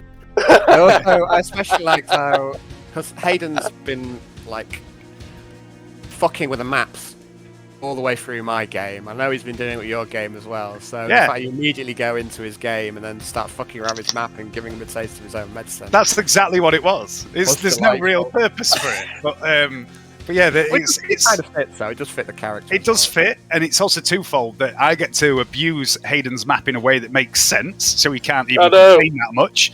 And I haven't. I'm also marking my territory, which makes sense. you let a dog man loose in a prison, he's going to piss on things. Well, I'm quite happy with you all in there. To be honest, it's. Fun. I was just looking at your turn order then, Al, and trying to figure out what FOE stood for. Is it fucking horrible enemy? Oh, foe. Okay, so what I'm going to do with this, guys, is it's going to be a little bit more of a cross between 40k and Dark Heresy. So, seeing as there's going to be larger numbers of troops, rather than rolling lots of D100s, I'm going to roll maybe lots of D10 at once. and like simplify it down a bit. So for a squad of stormtroopers, for example, I'll roll 5 dice, and you know, their bliss skill will be, well, in this case it's 40, but I'll change that to a 4. So I'll be rolling on a D10 rather than a D100, and I'll be rolling multiple dice at once to try and turn it more into a battle and try and keep a pace going. So I think what we'll do, cool. yeah. So what I'm going to do with Alexa, I think we're just going to have a follow around and not contribute for now until Johnny can return. I don't think we should wait for him to come back. It would shoot one person a turn. Sorry? Alexa would shoot one person a turn. Well, we could have it just as an automated shooter, I suppose. Yeah. But I say it might be a while before he can get away, assuming he can get away. So Yeah. it sounded like he was getting his own. It sounded like he was getting his own bird there, wasn't it? So. Yeah.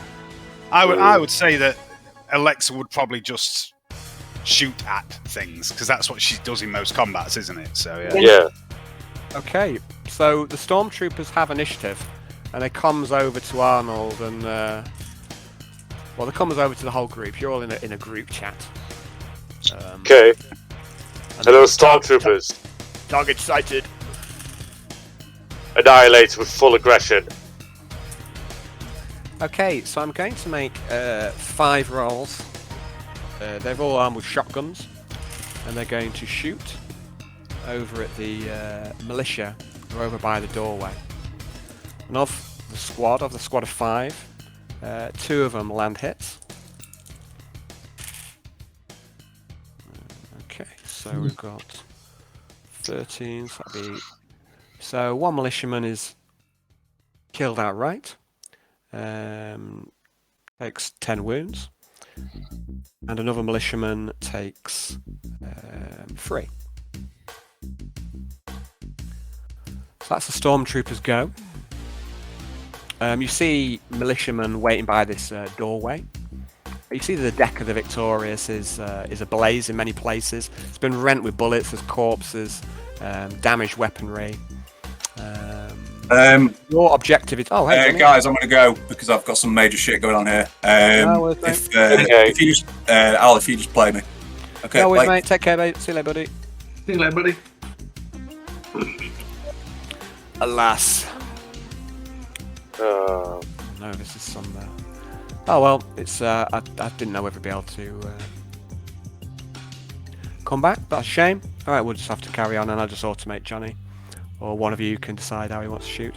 What's that option? That's quite interesting. I didn't know that existed. That's on the roller. If you click the roller and press on the where you want to where you are, it'll measure it. But if you return back to where you started, say delete the line straight away, otherwise you have to delete it. If you just if I click on my own token and then drag a line to an enemy, it tells me the range, and then if I just let go, it vanishes. Oh, that's super useful. Ah, perfect. Cool. So, like I say, we'll try and keep a reasonable pace going here, guys, because obviously it's going to be a lot of combat. So, yep. So we're going to go in order, and it starts with Jan.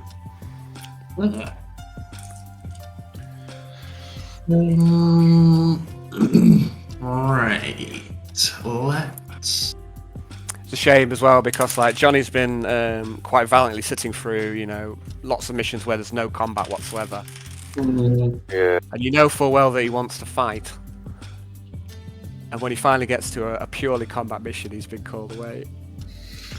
The irony. The irony of it all. Oh. Feel for you. Where's all these stormies? They're all north of us. There's Oh, there's 5 stormies beside you, and that's your squad. There's another squad of stormtroopers. I'm going to roll for these guys as well. I forgot about those. There's another squad of stormtroopers which is disembarked from another gunship. 1, 2. So that's 2 hits. 3 hits. That's total 5 from that squad. Okay. Right, so another militiaman is killed outright by the volley from the stormtroopers above. And some of these guys are wounded.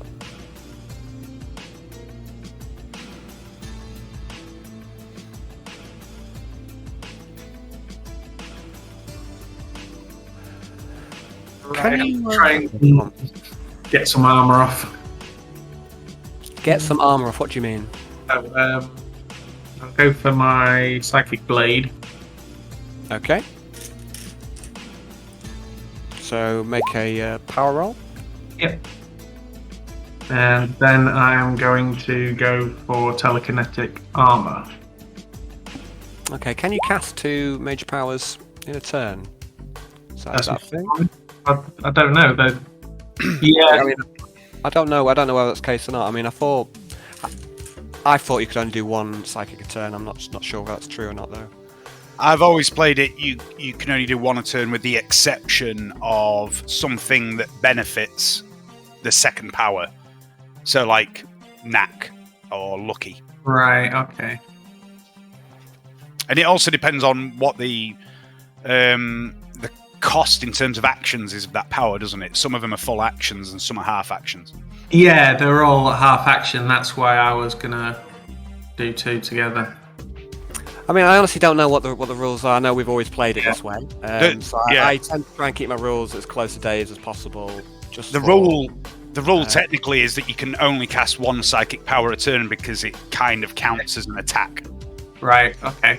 We'll leave it at that. Yeah. So I mean, I think in general I try and keep my rules same as Dave's. Cause it just makes things easier in general if we're not playing with 2 different sets of rules. So the first power goes off, which is your psychic blade. Is that still you want to cast blade first, or? Yes. Yeah. So what are we gonna need? No, we'll make it armor first. So when you say armor, what do you mean? You mean telekinetic armor, so +1 to all my locations. Okay, and that's a sustained power. I take it. And then I will move for. Okay, so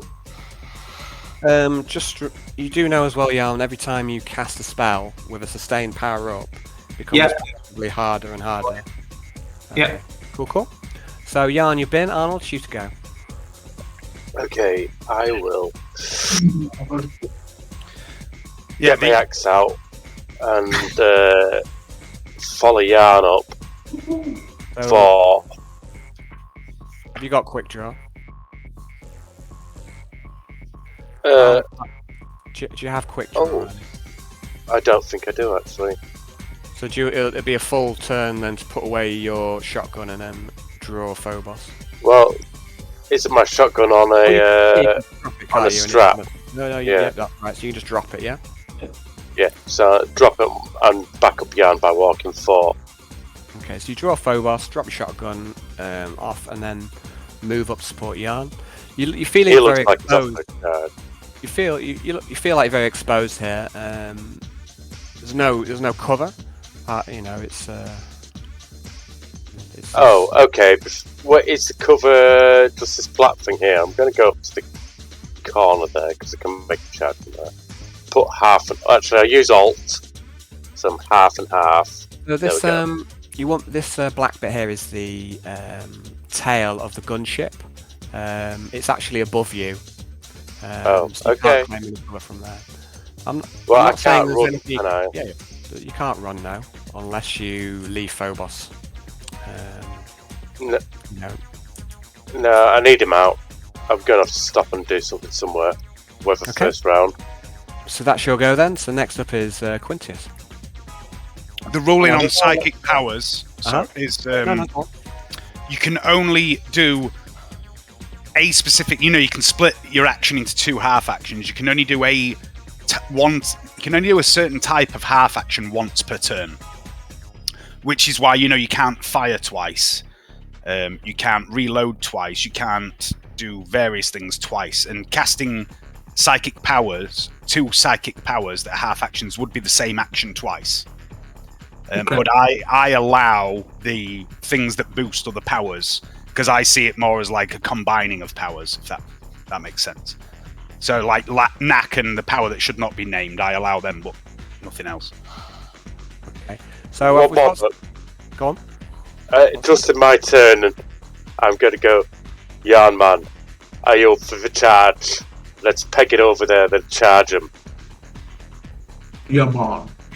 Okay, man. Knuckles. I'm ready. Okay. So we've got to do Alexa. I've added Alexa in. She's got a 13 for her initiative. Wow. And she's going to shoot a las carbine. She's going to do a semi-automatic blast at the militiaman.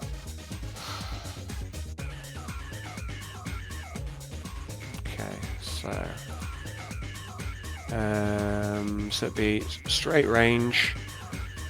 No modifiers for that. So straight ballistical.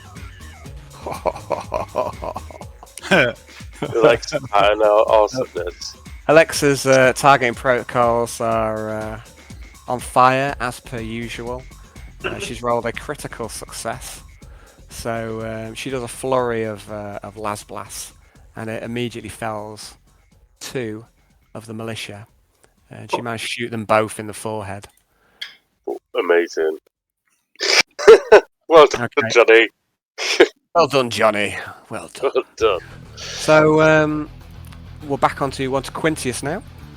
You can't see any of the militiamen. The ones which are in line of sight have now all been killed. You can see kind of movement. You think there's more of them in there. Your objective is to head into the ship and go down 2 levels. You got a schematic of the ship beforehand during the debriefing. So you're aiming to go here.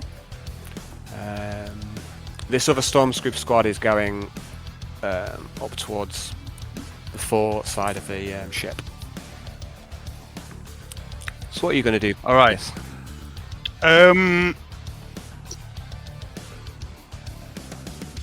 First of all, I'm going to complain about Roll20 fucking me over and giving me D10 plus 3 for my initiative because it should have been D10 plus 4.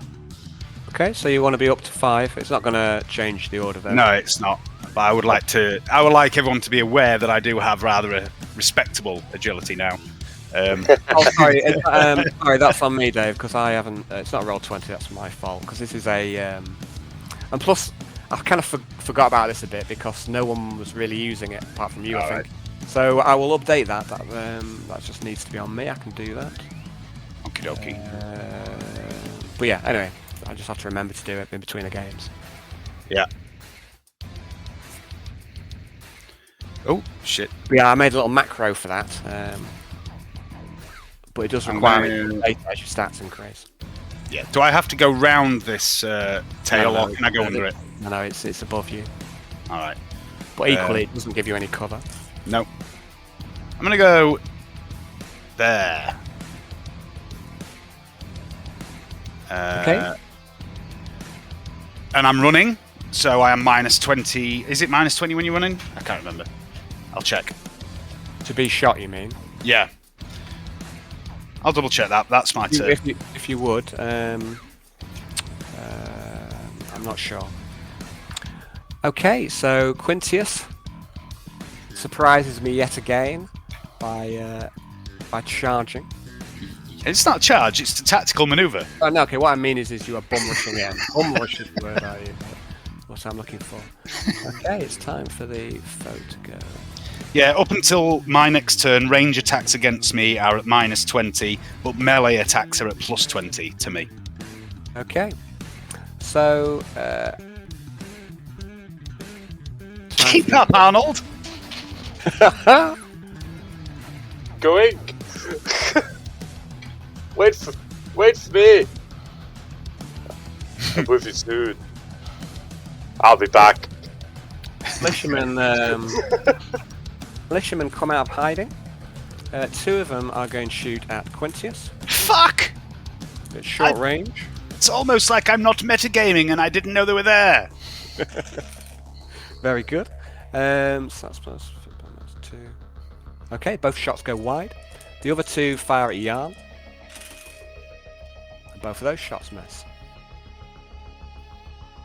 And we've got more. 1, 2, 3, 4, 5, 6.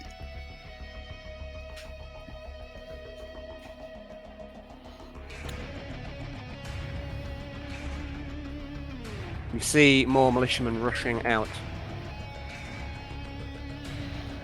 Not their companions. Top of the round is Alexa. Alexa's going to, after her initial success, just keep track of the bullets. 1, 2.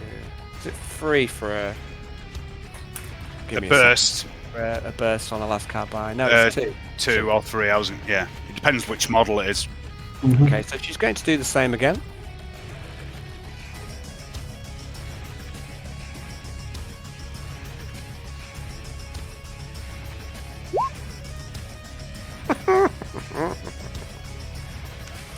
So for a semi-automatic, that's two hits, isn't it? So she hits twice. Yeah, semi is a hit for every 2 degrees. Okay.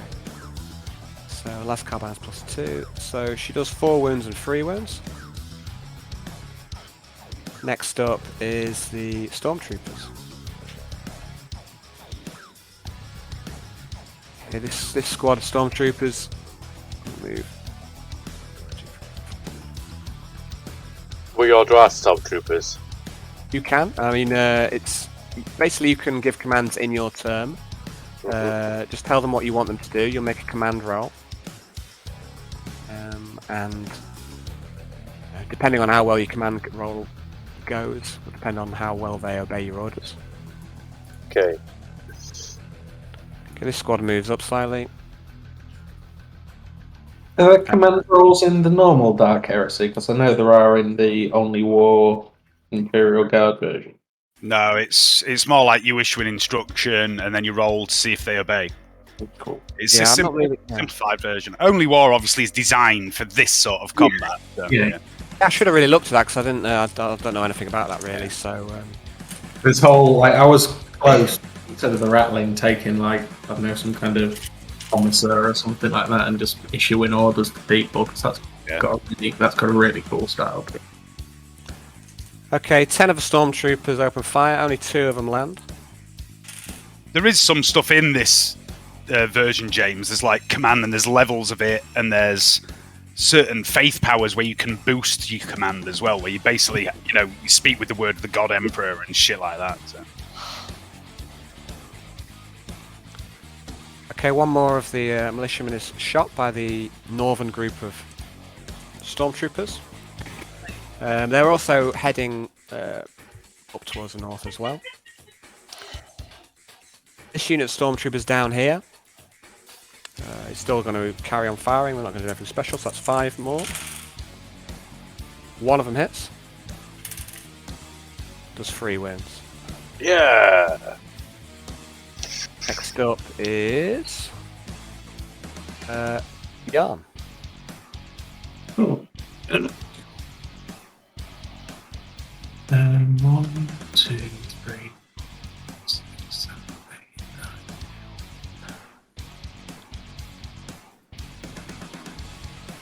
9. Right. How do you get that distance up? It's using that ruler tool, I think. Yeah, if you select the ruler tool over on your menu, click on your character and then drag to wherever, it'll show you the range. Rather than having to count squares. Yeah, it's quite handy. Is that a new addition, or have I just never noticed it before? I think it's been there a while and I just always forget about it.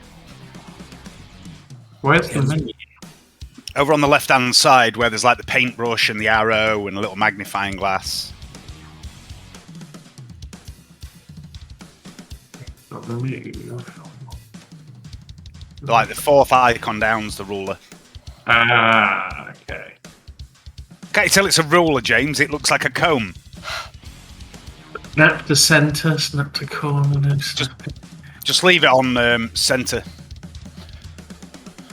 But you can turn off other people being able to see it if you want to as well. So. Each of these. Ah, okay, so it does about squares, right? Yeah. That can be changed to meters as well if you change the setting in the map, I think. In the map settings, Al, I think. Okay. 23, so what am I after? 12. 24 could run there.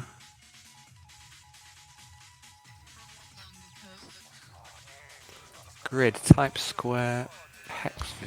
So where is it? I wonder. I'm sure there is a setting for feet or meters. Yeah. Aha. There you go. Oh, it's not quite right though, is it? So that's No. 5 years. Yeah, I see. I'm not going to be able to. What are they using? What are they firing now? Okay, so the militiamen. That's strange. I don't know what happened there. That's strange. That's not good. This is what happens when I fuck around with the map settings that would appear. Okay, well, you're going to have to pretend you don't see any of that. You're not nothing. Yeah. It's I don't changed. know what- Okay, well, it's all gone to shit, so I'm going to have to try and work out what's gone wrong, so I don't know. I mean, if you change it back to feet, we know that a square's a meter, don't we? I shouldn't have changed anything. I can't Okay. see it. Okay. I can, it's all gone wrong on mine, so 5 feet. There we go. Pay no attention to the man behind the curtain.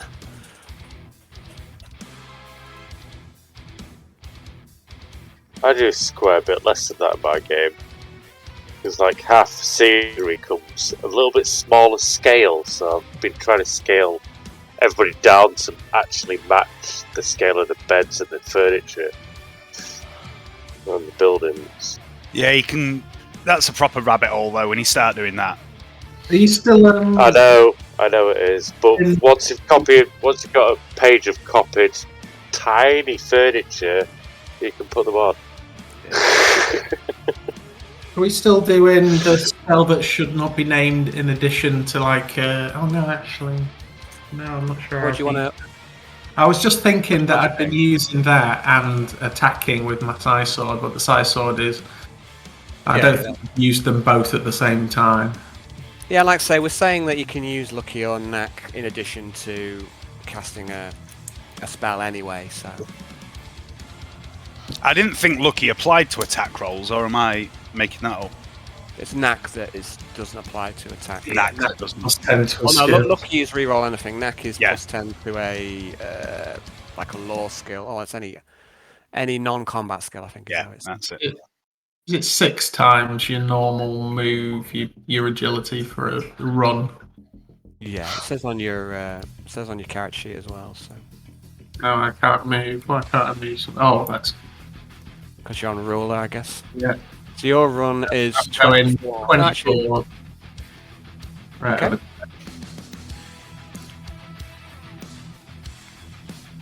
Okay, so that's your go. Yeah. After that is Arnold. Quadrant. Right, support us, run, but then back us up with bullet fire once we get to position while we charge. Okay, so your command is what exactly? It's to Follow us and then support us while we charge. With a volley of bullets. okay. I'd like you to make a command roll. I'd like you to add plus 50 to your command roll. Wow, that's good one. Okay, wow. I'm thankful for plus 50 because my command roll is 9. Yep.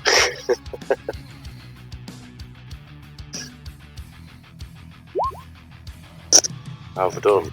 And this reflects the ease at which you can command, even though you're a terrible human being, Arnold.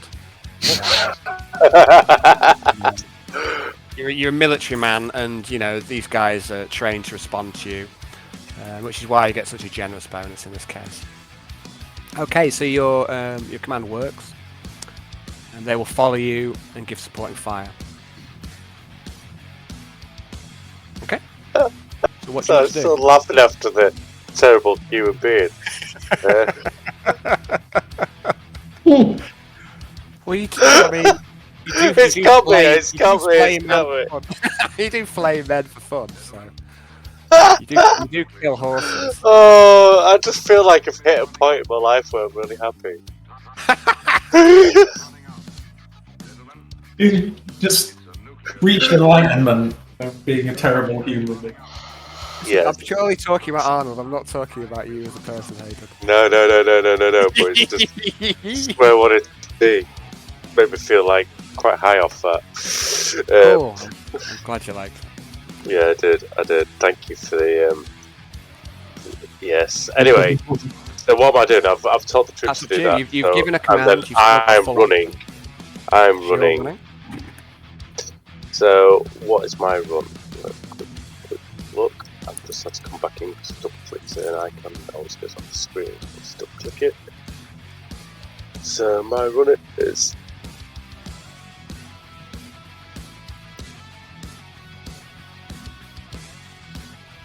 Oh, 1 second, I have to stretch the screen. Sorry for taking ages.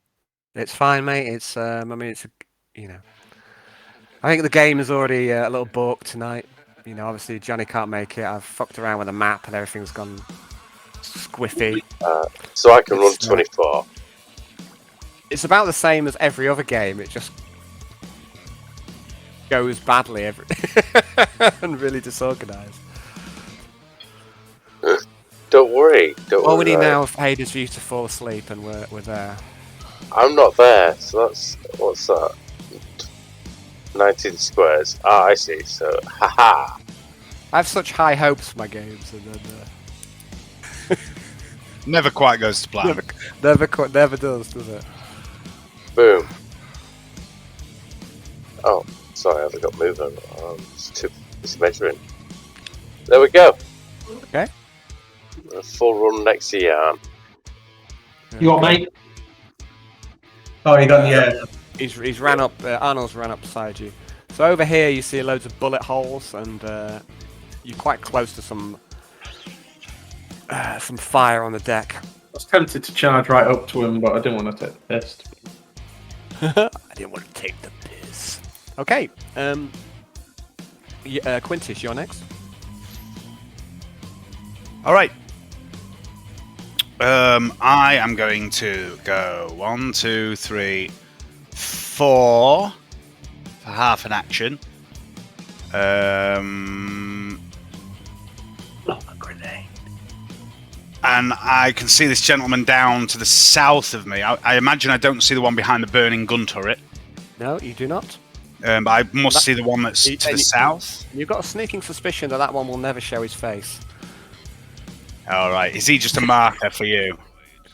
He's kind of he's the one who's called Foe, who's there. Yeah, he's your initiative marker. Yeah. But what about this guy to the south down here? Yeah, you can see him. Yeah. Okay. He doesn't look like he's. He looks like he's shell shocked. He's lying in the ruin of some weaponry. Bullet wounds surround him. There's blood, corpses nearby him, burnt corpses. He looks like he's shell shocked. This one. Poor guy. I'm going to take aim at him. That's my turn. You want full aim? Is that right? Well, part aim. I aim. only half aim at the minute. Oh, yeah. so you did. What did you do of your half action? Sorry. I moved. Okay. Right. Okay. So, after Quintius is the militia.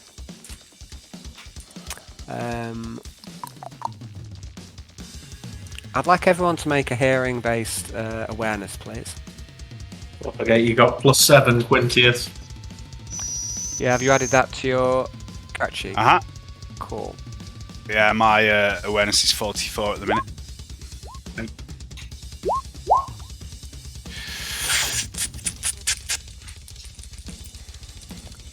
Okay, so I'll make a roll for Alexa. She's quite bad at awareness, but I'll make a roll for her.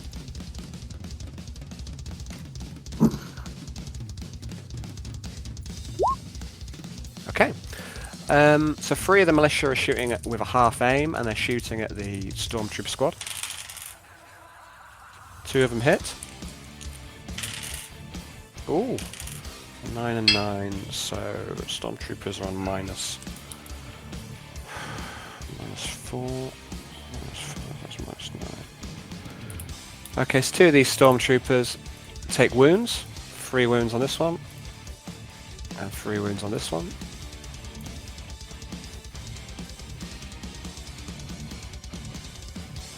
So the militiamen do land some shots on these stormtroopers. Yes. The other go militiamen move militiamen. into position.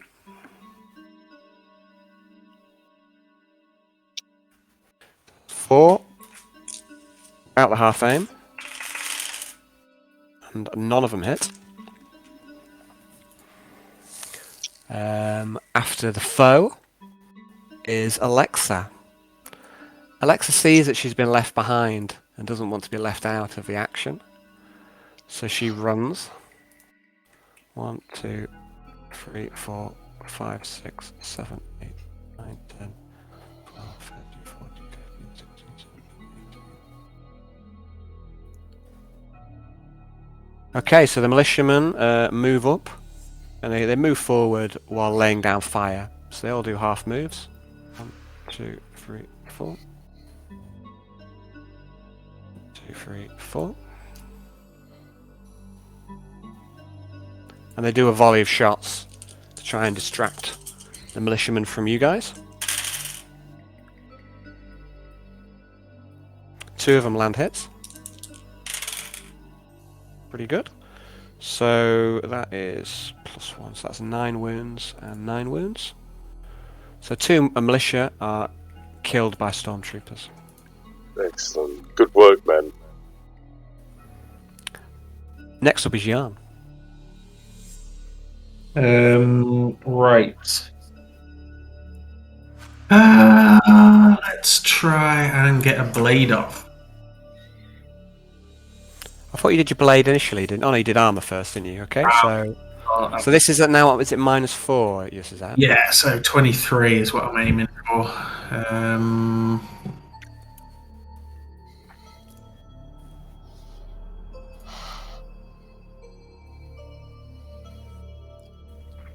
Saying that I can. I haven't do this quite even. Yeah, I'm gonna have to. This one's right. I'm gonna go for a. How that shall not be named.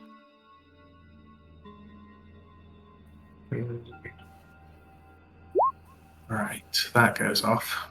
Then I'm gonna go for a blade. Just 23, 19 +4. Okay, right. That's me.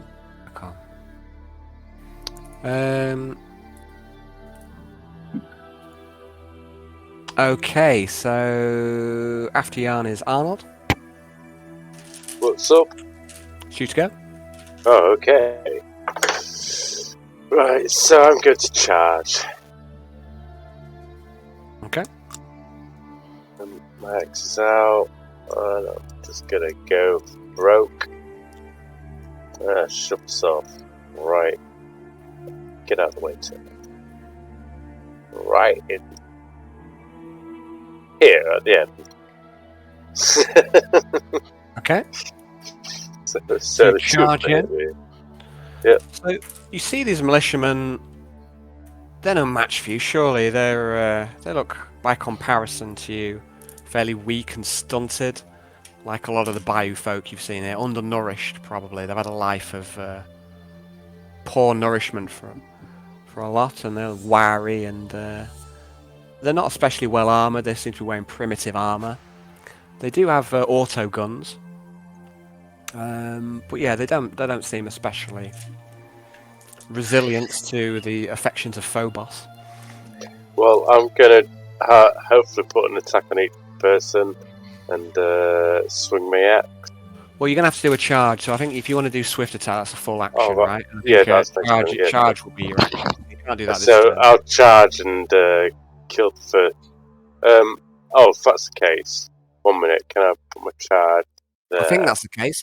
Is it, Yeah. I think you are right. I'm going to put my charge there then, and then I'm going to put it to the guy at the bottom of the screen, or the one lowest down. You want to attract the southernmost militia. What do I have a bonus for charging? Do I have berserk charge? It's +20 unless you have berserk charge, which is +30. Oh no, that's Gaius.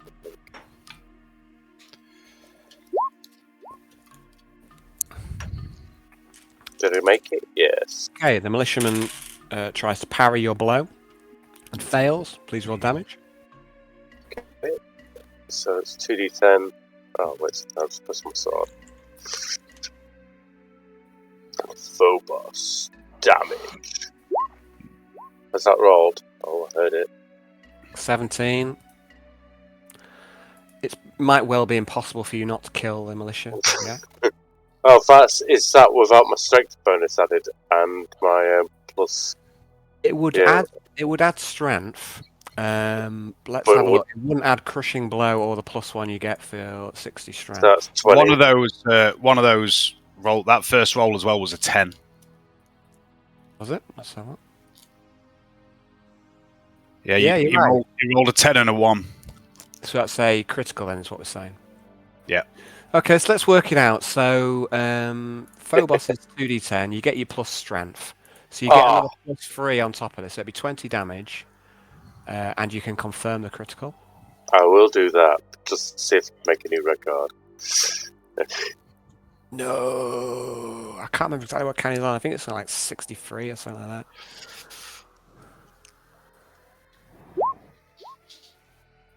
Okay, so regrettably, you're not confirmed, but you've still more than enough to kill him. And the axe passes straight through him, Arnold. And you see a note of fear in the rest of the militiaman's eyes. And now here, inside this, inside the structure of a ship, you can hear the barking of dogs. Wrong game. Quintus, you're next. I'm going to continue my aim. To give me a +20, and I'm going to shoot at that rather threatening-looking, shell-shocked gentleman down to the south. Okay.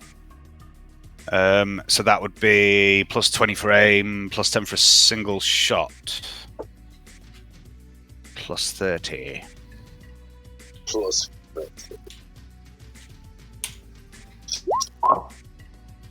Boom. Okay, he's not paying any attention to the battle. He's huddled down, perhaps might be weeping. He doesn't try to dodge. Roll damage.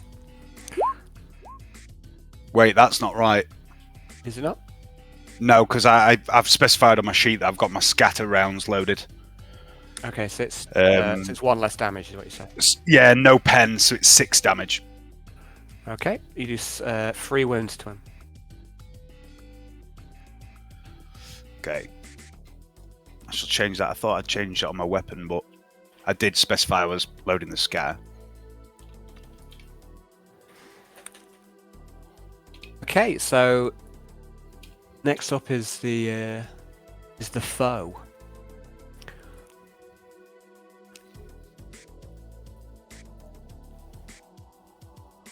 Okay, this militiaman will disengage. Ignore that roll. I was just checking it worked. This militiaman will disengage. 2 militiamen here are going to shoot you with shotguns, Arnold. Fuck you! Point blank. Oh dear. They both miss. Whoa! So yeah, it's 30, 60. Yeah, single shot. So I'm hitting on 7s. I've rolled a pair of 8s. Thanks. It's nothing to do with me, mate. I'd love to shoot you. So I'd love to shoot you. I'd love to shoot you. Yeah. and you can hear now the source of these dog barking. There's a lot of barking. A lot of barking. And a wave of dogs comes up from the level below, rushing up to defend the victorious. Shit. Okay, so Oh, can't wait to barbecue their bastard asses. okay. So they won't be able to fight this turn, but they're just rushing in and trying to mob you. Say, don't think the dogs can really hurt you in your advanced armor, but they may be able to start bringing you down with just sheer weight of numbers.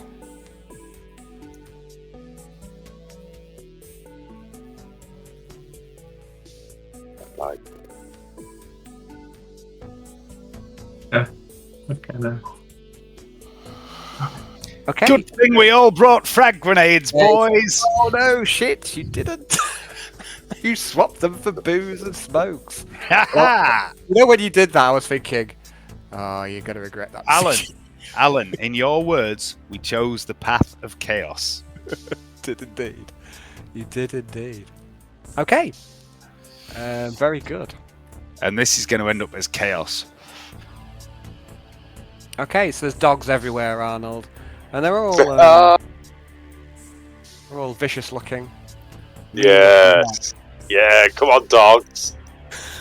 Eat me. Next up Eat is me. Alexa. Alexa's going to run, and she's going to run up behind you guys. Then it is stormtroopers. Again, they're Shoot the dogs. going to make a half move.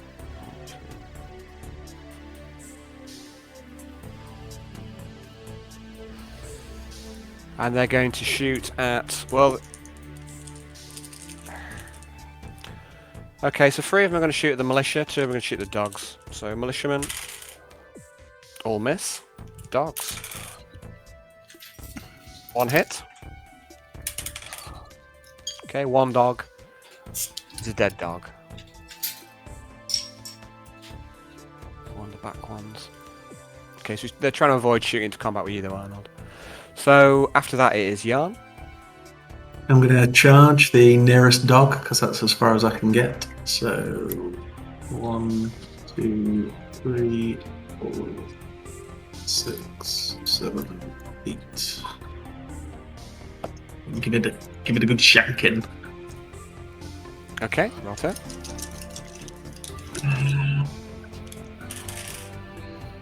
Pan into. Was it 20 Sorry? for it? Plus 20 for a charge. Plus 20 for a charge.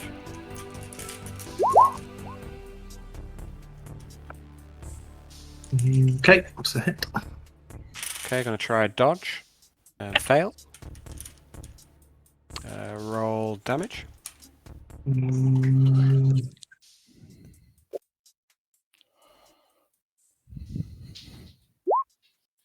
15 minimum damage. Yeah, I mean, I think you and Arnold might be in a similar boat. That it may be impossible for you not to kill the Gribblies here. So be it. There's enough of them. Mm-hmm. Jan, then it's Arnold. Arnold's going to try intimidate the dog pack with a mighty bellow. A bellow from his guts, which if I shout it down the microphone, you'd all be like, no, Hayden, that's too in character. So, you know, I'm not going to do it. I'll try to downcast it, but he's going to really shout and try to intimidate the dog pack. Okay, I'd like you to make a intimidate roll then, please. I'm going to show you the alpha in this situation, don't you? In this prisoners. Hey, don't be fucking stealing my thunder. I'm with a pack of dogs. Come on, it makes sense. Okay. You roar a bellowing battle cry at these dogs, and it's quite fearsome if you do think so yourself. But the dogs are hungry. They're well trained, and only a couple of them start to cower away, the ones that are directly in front of you. But you don't think that this on its own is going to make them scatter and run. But a couple of them close to you disengage. Right, I'm going to use my last action to have just a shot at a dog in front of me. No bonus. Okay. Right, I'm just going to put some scary markers on these guys.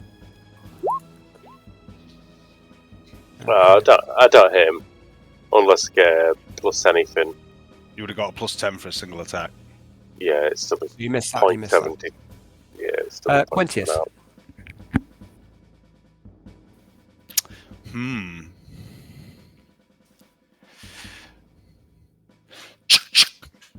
Gonna shoot the same guy again.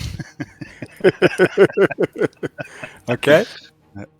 Plus 10 for aiming, and a single shot. Okay. I'm being effective as always. No, it's a miss. Okay. All right.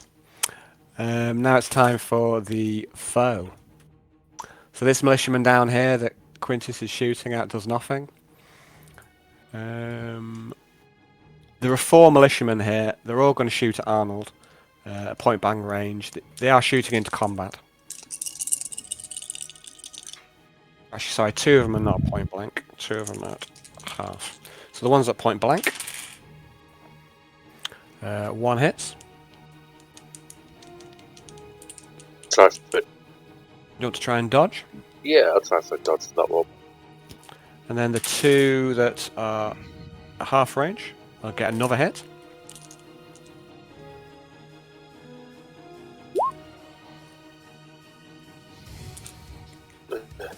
Nope, don't pass the dodge. Okay, so they both hit you in the body. There's 2 autogun shots on you, so that's 6 and 11. So what's your minus? Your minus 5, is it minus 9? Minus Is that 9, right? yeah. Minus 9, Oh, well, okay. body, it's minus 10. Yeah, I think the overweave coat protects everything It's but plus your 1, head. yeah. So it's minus 10 apart from at the head. So the minus 10. So one of the autogun shots does 1 wound. You will die for that, little man. The other one just ricochets off. Then the dogs start to swarm you. They will die too. Like all the feet of the Fenrisian. They would the ice caves, the Just made Doom a really fat dog by accident. It's a mutant The dog. alpha. It's the Alpha. Must kill the Alpha first. Look, his special name. His name is Hound Fat. Okay, so Arnold surrounded by dogs. How are we going to do this? Because the dogs can't really hurt you, but they can try to Tried to pull me bite down. hold you, and then eventually, if enough of them bite onto you, then you're going to start being weighed down. Assisted grapple. It's I'm just trying to think of a way I can do this without it just getting really slow. And ironically, I should have probably thought about this. Put the fat dog on me first. So what I'm going to do is I'm going to roll to hit with all these guys first. And if they hit, they start to grab on, and then we'll start to move to grapples. So we've got 1, 2, 3. The big dog goes for Yarn. So we've got Mad dog. 1, 2, 3, 4, 5. So there's 5 dogs. They can all out bite attack onto you, Arnold. Okay, so 2 of the dogs bite on. They can't seem to penetrate your armor, your advanced armor. But they're grabbing on. They've got a hold of you. So there's now 2 dogs on you at the minute. What, on both arms, or were they attached? I shall roll.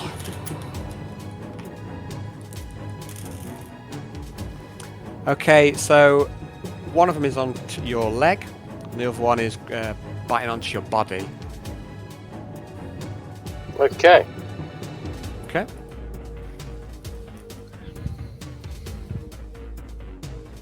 Well, let them shoot. Okay. and you hear the sound of more dogs.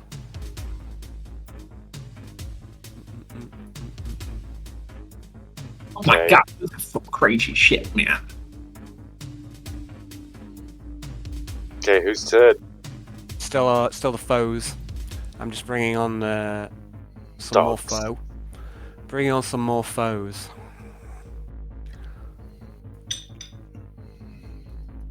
It's If only had some Okay. frag grenades. Okay. Ooh.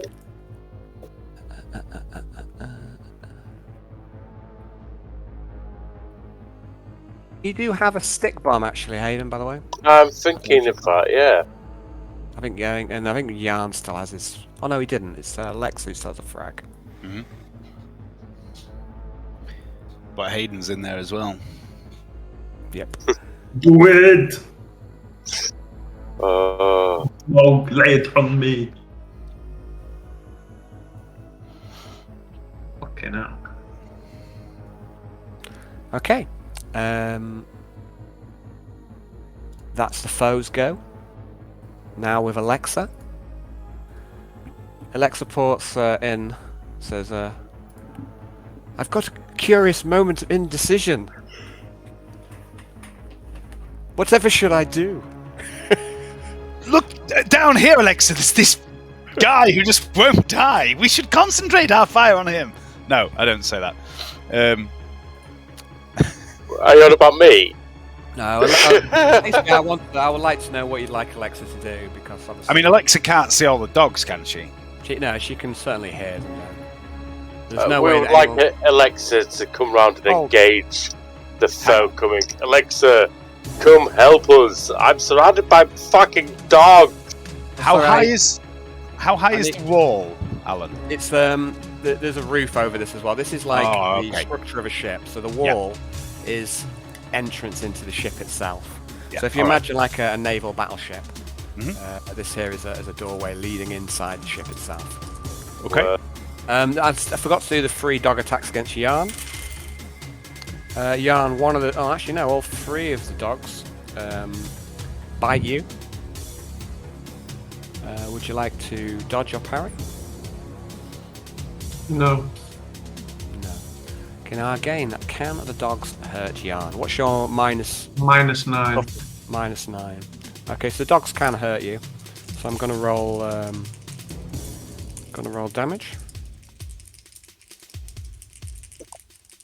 Actually, I should maybe roll damage against Hayden as well. Can I actually hurt? So you're -9, so they can definitely hurt Yarn. Are they primitive though? Because if they're Yeah, primitive, that's. I had it in my head they can't Yeah. hurt you, and that's why they're primitive. So 3 of Unless- the dogs. Oh yeah. Yeah, so you're on. Yeah, I had it in my head that they can't hurt you. So. That's quite-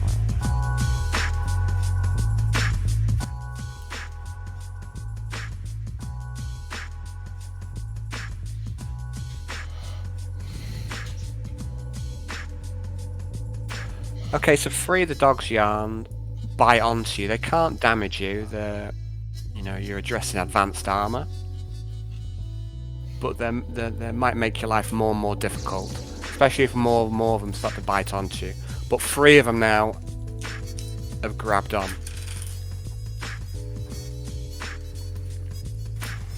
So there's 2 onto Yarn. No, sorry, 2 onto Arnold and 3 onto Yarn.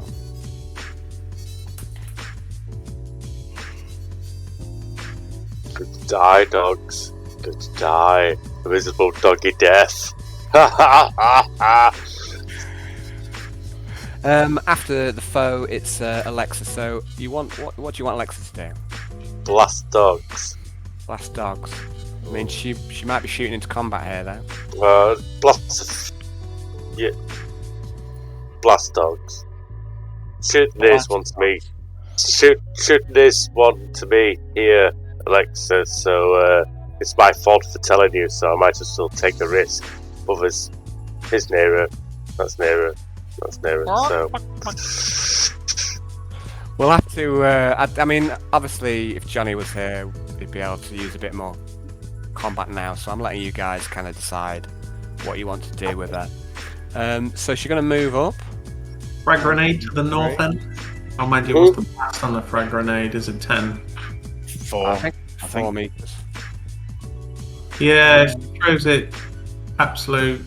Tries to get north behind the. Yeah. That way's not free. That way's free. She could try and throw it this way. Yeah. Yeah. Do you want her to throw a frag grenade into this mess? Yes. Yes, I'm willing for that because I'm the closest person to the blast. Alexa, do it. It's possible that you and Jan could be hurt if it goes amiss. Well, yeah, I knew how to say. It's all Better that than to die by dogs. That's right, yeah. Alexa ports a Voxes over the comm. She goes, "I won't miss." Wow. Okay. I think I know what I'm doing. I'm going to rejoin the game. I'll be right back.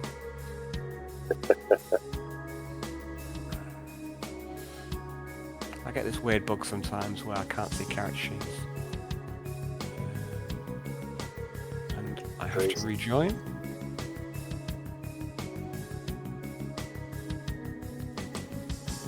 Yeah, I have the same issue. I love the fact I'm surrounded by so many dogs. I've got awesome idea to do for my combat next time. Get Okay, off the table, Frank. Alexa moves into position. She quick draws her frag grenade. And she throws it. Oh dear. Oh no. Oh no. That's not good, is it? Alexa thinks, shall I use a fate point? Yes, you should, Alexa. Oh! Oh no, I don't have a fate point. Never gets old. Oh! Even knows to defend himself. No, so she's going to. Okay, it's going to miss. So, how does missing work? Can you remember? Right. First of all, that would have been 4 degrees success because she would have got a +10 for a single shot. Okay. The way I do it is I do a D8. The rulebook says D10 just because, it wants to use D10s for everything. I do a D8 for the direction from the point you aimed at, and then I move it a number of meters equal to the degrees of failure. Okay. So the target point was here. Mm-hmm. The direction is directly upwards, and it heads 4 meters. 1, 2, 3, 4. So there's an explosion. It heads 4 meters away. The blast is 4 meters. So that's 1, 2, 3, 4. There's 1, 2. So it's going to get these 3 dogs just on the edge of the blast. That was lucky. It could have been worse. Could have could have gone the other way and come towards you guys. So it's 2d10, I think. Yeah. Okay. 3 dogs are utterly destroyed by this grenade blast. But wouldn't it be better if you all had frag grenades? I made a calculated decision that it was not better if I had a frag grenade. I was so close to the. I can't be trusted with grenades. No, not yet. So I was amazed when you both did that, and I thought this is gonna make it interesting. So Bellamy. okay, so Alexa's had her go. Then it's the stormtroopers. The stormtrooper comes over to you, Arnold. Say, can't get a clean shot.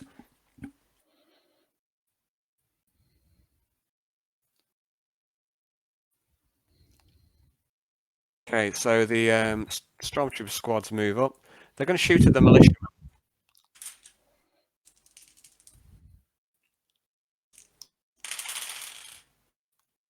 Okay, 3 hits. Okay. So that's 7, 6, 5. Okay, so this militiaman's already taken 7 wounds. Finishes him off. And this militiaman as well is also killed. After the stormtroopers. Oh, I've lost my turn order now. What about the other stormtroopers? What? Oh yeah, they're going to head off. No, thanks, Dave. But they're going to just head off the north of the map on their own objective mission path. Oh no! After the storm, if you pop that up again, Al, I could see it. Yeah, I don't know why I can't. What is It's it? yarn. Oh, how annoying! Roll20 seems to have gremlins today as well as Discord. So can you just read out to me the Alexa, stormtroopers, Yarn, Arnold, Quintius, Foe.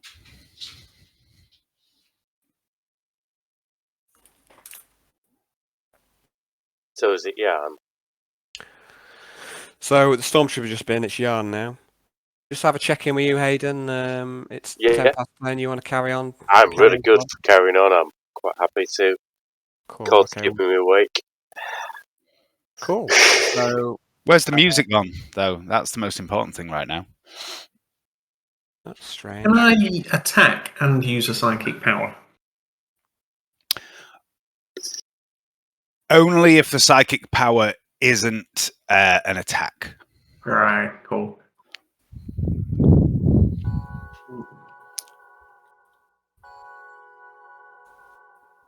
Had this one already.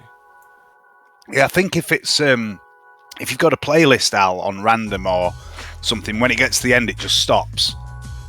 No, I mean, it's, Even if you tell it to loop.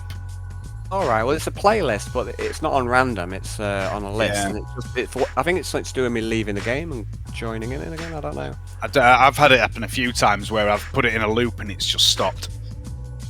But it says now playing nothing. Yeah, it's a bit glitchy. Don't know what to do with this. Let me. It's working. I'm just gonna.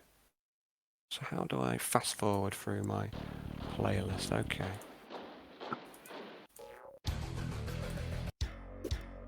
Oh, there we go. Can't remember where we got up to, but yeah, this is a medley of Command and Conquer songs for you guys.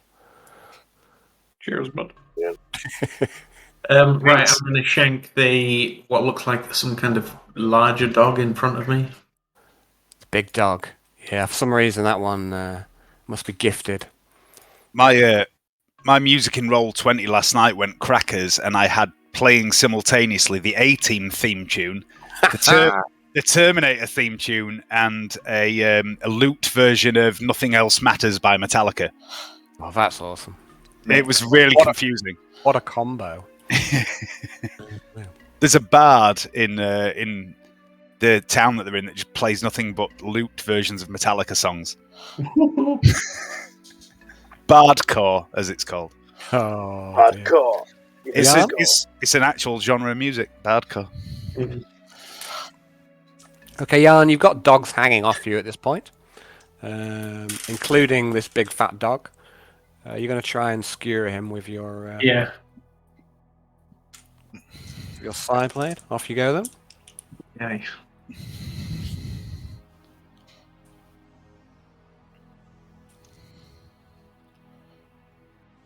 I'm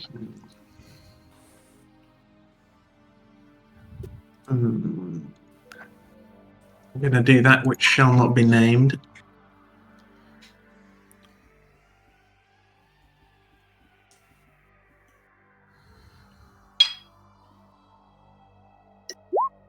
Yep. And I'll attack the dog. Is it plus 10? Yeah, plus 10 for a single strike. Okay, roll damage just for sake of form.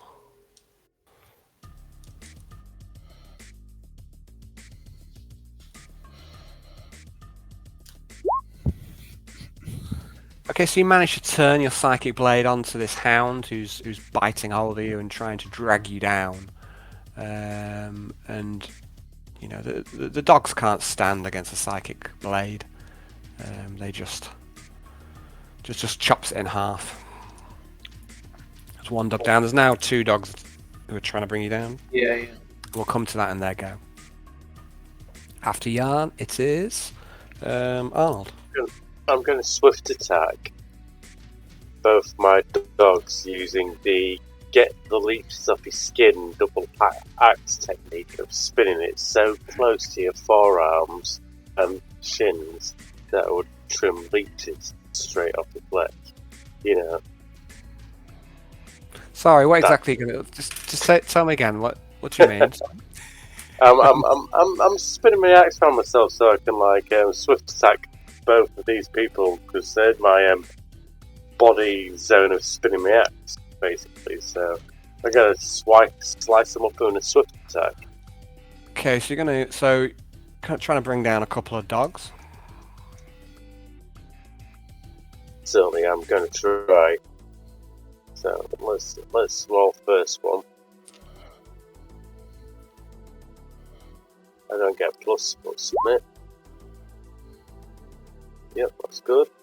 Let's do the next. Shall we do damage for that one?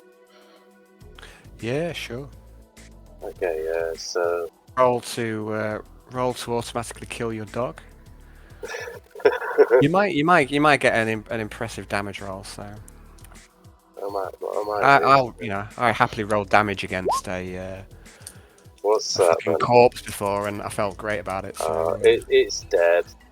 the corpse of it. Yes, of course it's dead. I mean, that was never in doubt. And So you do the next 21 dog- damage. You do 21 damage to one dog.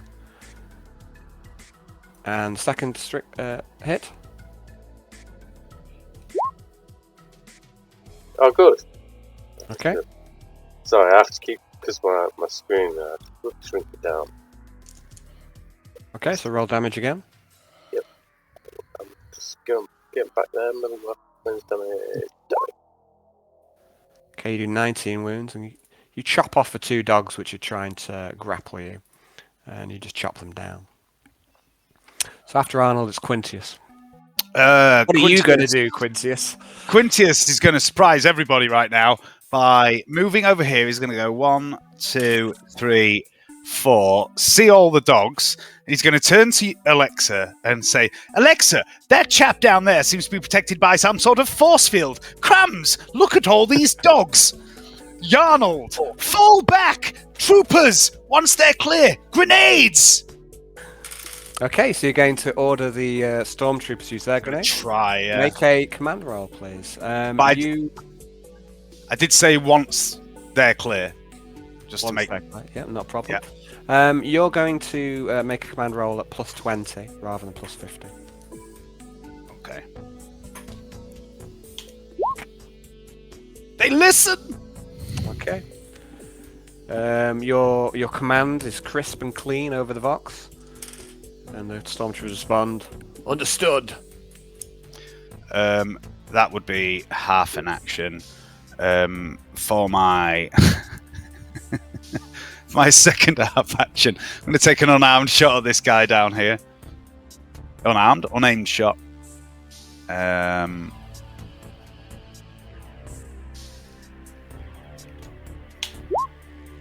Yeah. Roll damage.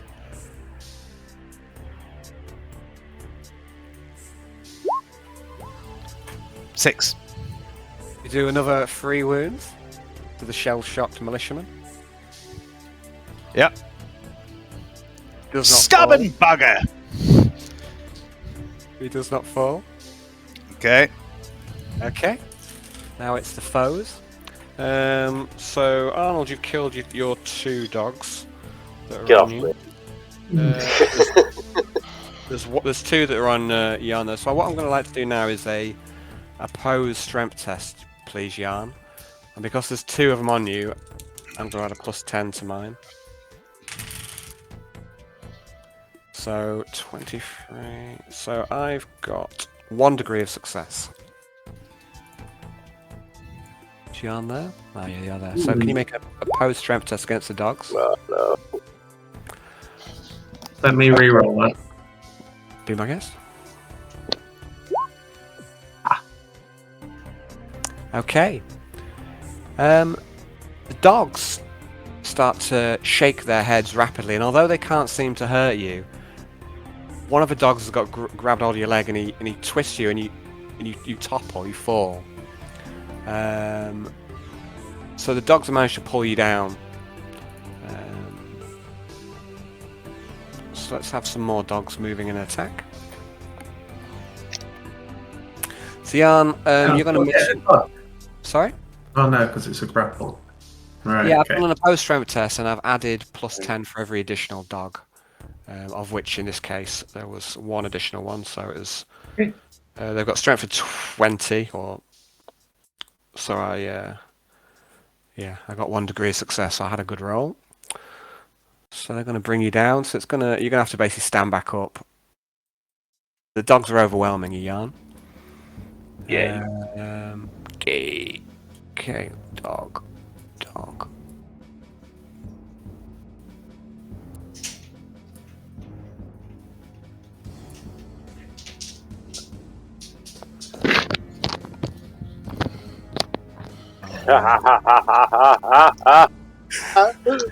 I've enjoyed myself.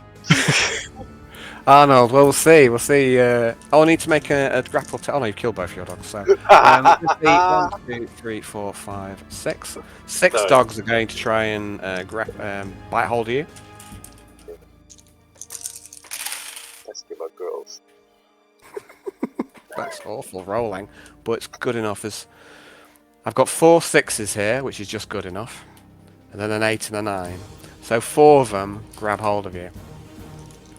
Would you like to dodge your parry? I will try to dodge one. Click. Try and get rid of one at least. And dodge. Don't click that. Oh yeah. Okay, so 3 dogs then. Now attached to you. And Yarn, we've got another 1 dog trying to grab hold of you. And it succeeds, so Yarn's back up to 3 dogs as well. I'm going So to you've got dodge it. 3 dogs on. Okay. Can you dodge when you're prone? No. Nah. Okay. Okay, so you can't dodge, unfortunately. And you can't parry with a psychic sword for reasons unknown. So the dogs are swarming both of you. Yes. Actually, these 2 dogs are scared. 2 militiamen are going to shoot. First, he's going to move into point blank. Going to shoot at Arnold. Fuck yourselves.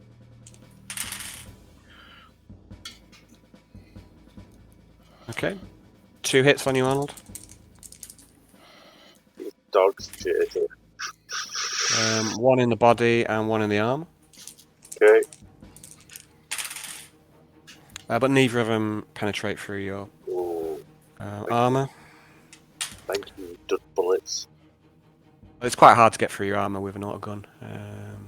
I'm going to go to the bog. Do you want to take a quick break, guys? Okay. So is Yarn prone? Mm-hmm. Yeah, Yeah, it's like the dogs. get out now. Really, we should all be going troops, charge dogs, so we could re-well for numbers. Well, look, the dogs can't even hurt the troops with black armor. Why can't they? Not very easily. Are they're not in carapace? I don't know. I don't know what they're wearing. I think they're in good armor. They're from the Malevolent, so they're not like low yoke. Yeah, the stormtroopers. Yeah, stormtroopers have been like black at least. Should be in carapace. Exactly. Well, assuming that they're in, if we assume they're in flak, Yeah, they might not be as tough as us as well. they won't be. Yeah, They'll only but- be like toughness 30. Yeah, but I mean, like they can survive a bit better and eke out the amount of damage incoming. It's good trade. It gives us some time. It gives them something to whittle on. Well, you're in charge of buys us them. time. If you're in Okay. charge of them, then order them. You're in charge. Okay. Okay. Back. So the dogs have all been, I think now they've brought Yarn down, and quite a few of them are grappled onto Arnold. Militia has shot Arnold but not damaged him. Now let us bring on some more foes.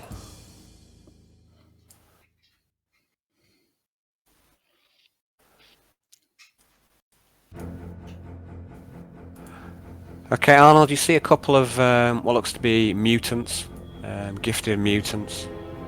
Ghouls. Yeah. They've got kind of I don't know, weird mutant claws and some kind of exoskeleton.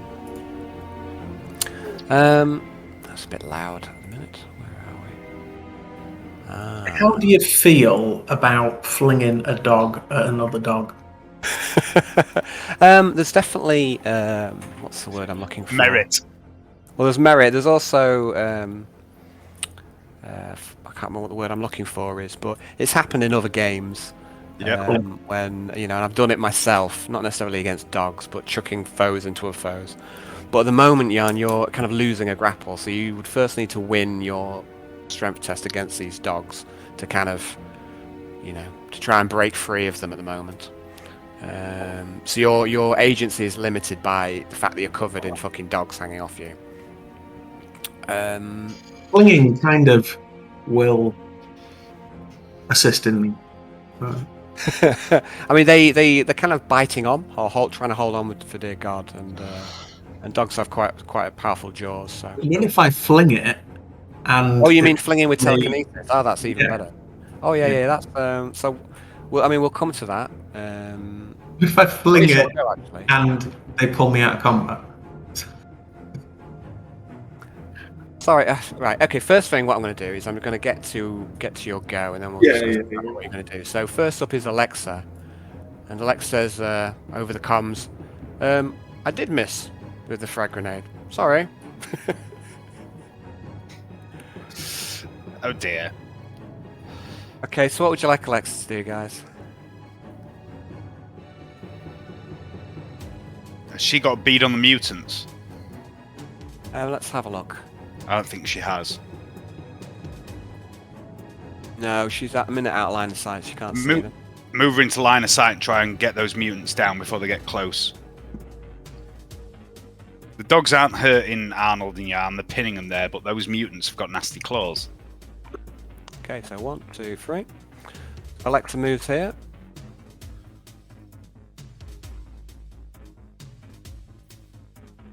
Oh, no, that's not a good position either. I'll move her here. Okay, so she's going to draw a shot. She's going to do a single shot at one of the fanatics. Don't know what I was rolling there because that's just rolling 2d10. That doesn't work like that.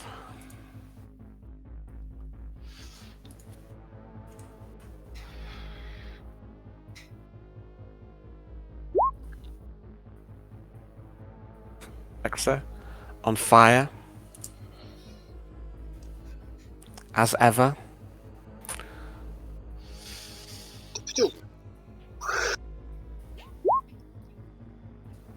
Okay.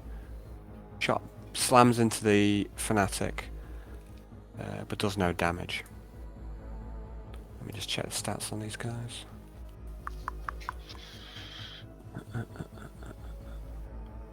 Okay. So yeah, Alexa lands a shot. She could if she would, but she can't, so she won't. I just So thought it's now, in now the opposite. It's now the stormtroopers. Stormtroopers come over and they go. They can't get free. We won't use grenades. And they start to. They all do half aims and they're going to fire at the dogs in combat. Yes, good troopers. Good troopers. Get these dogs off me, man. Yeah, they are at risk of shooting you guys. What are they firing? Shotguns. Let me think. Is that just a single shot? Shotguns do a single shot, yeah. But, at short range, I think they can do a scatter attack. They Yeah. can do multiple Okay, yeah. hits. Take them off me then. Get But I these think the dogs off me, and I'll try and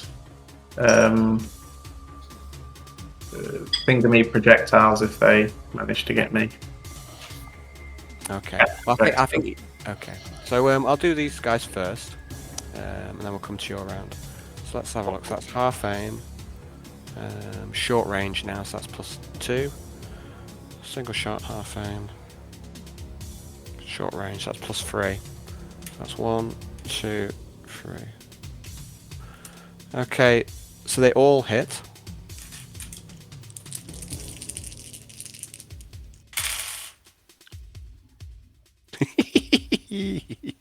Stormtroopers will just carry you, don't worry, guys. So, Yeah, I picked it all right. I'm joking. More kill potential. So, Stormtroopers are. So that's what are we on? Yeah, so that's. Yeah, one of these songs is utterly cheesy jazz, so I don't know. It's totally unacceptable. All gone a bit cowboy beat. So let's have a look at these dogs. Dogs are toughness 2, so that's D10 +2. So that's 10, 7, 11, 10, and 9. Dogs are 6 wounds apiece. So the stormtroopers, they take their time and they shoot. Oh no, it's -20, isn't it? Shooting into combat, is that right? Yeah. Uh-huh. Okay. Okay, that changes things slightly. Okay, so they kill 3 of the dogs, but Yarn, their fire isn't that accurate, and a couple of shotgun shells blast into you as they're trying to free you from these dogs. Yeah. Now, is projectiles, is that a reaction? It is, yeah. Okay. So do you want to cast it then? 16, 24, 17. Yeah. Let's see exactly how well. Let's see what the wording is on this then. So, because I'm wondering if you try and save yourself, will you also save the dogs or not? Let's have a look. Stuff incoming on me. Reaction like a dodge or a parry. Dog. Okay, so I'd like you to roll your power, please. Right. Drop it like a pop.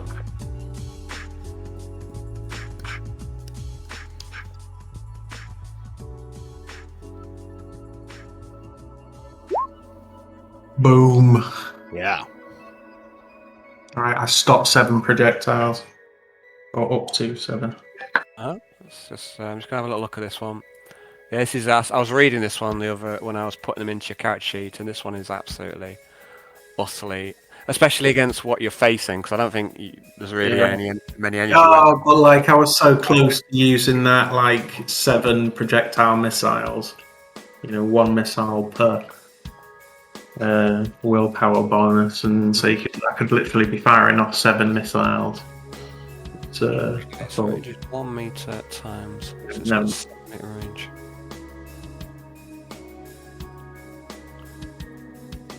Yeah, and also it doesn't affect energy attacks.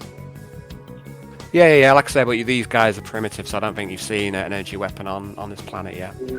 I'm just trying to work out how, because for me it's like 1 meter. It says range 1 meter times your willpower bonus. How I kind of imagine it is a bit like sort of Neo in the Matrix. Like a wave of bullets will come in and you can catch them.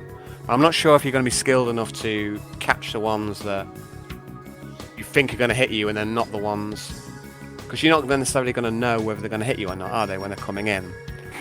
So I think you can either catch all the bullets up to 7. It's a reaction. It's a reaction. You don't. Well, what? You don't react. Like the reaction. You make this bubble. People attacking me. You automatically discount a number of hits from incoming missiles equal to your willpower bonus. So you think you're just saying you just let the other ones go through, I think the 1 meter times willpower bonus means that you don't have to just center it on things that are hitting yourself. You know, he could effectively catch bullets that were going to hit me or Arnold if we stood nearby. That's how I imagine that to work. Yeah, I'm reading it now. So I think you're right. So rules as written is just count a number of hits. So okay, so it's not a bubble as such. So the shots impact into the dogs, Yarn. Blast these 3 dogs off of you. The bullets that are coming towards you just hang in the air, and then you take away the kinetic energy. You power that off into the warp, and then after all the kinetic energy is dispersed, the bullets just fall harmlessly to the floor. And everyone who sees this is a power that Yarn hasn't manifested before. But you're starting to realise just how strong Yarn is getting. That he can stop bullets with his mind. Amazing. So, Yarn, you've managed to get these dogs off you, but you still need to stand up in your go.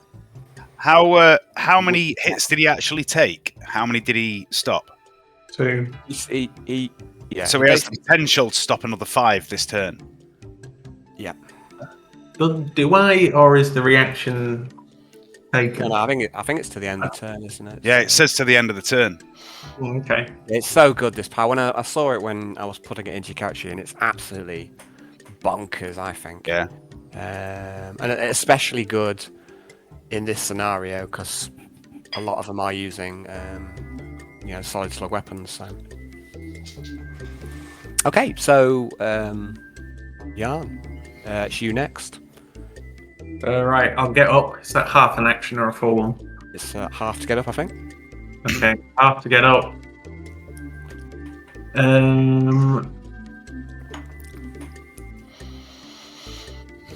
Right. All right, 1 sec. That's down to 5 and 7. Turns left on my armor and shit. I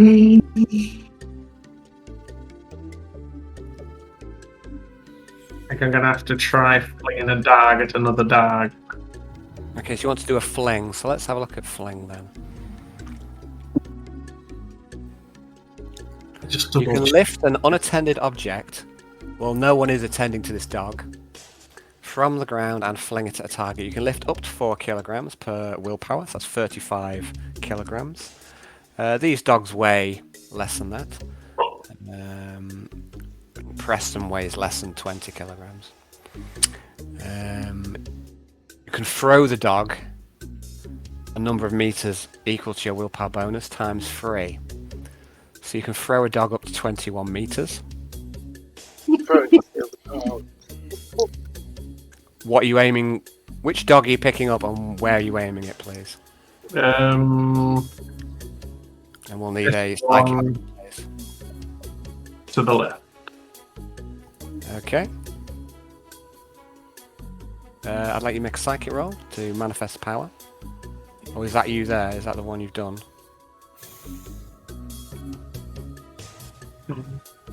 What's that last roll? Is that fling or is that? No, that was for Catch projectiles. yeah, catch projectiles. Okay, great.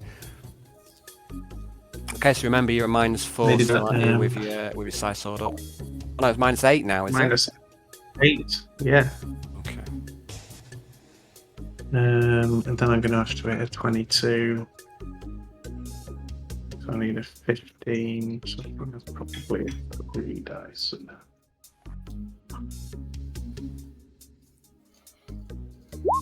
Yep. Okay. I don't know how you managed to avoid peril so well, sir. You pick up a dog, fling it at another dog. So, where do we go from here? Oh no, I'm gonna have to rejoin the game again. Actually, no, I'll look it in. I'll look it in the book. So let's get the book up. So fling. D10 plus 7.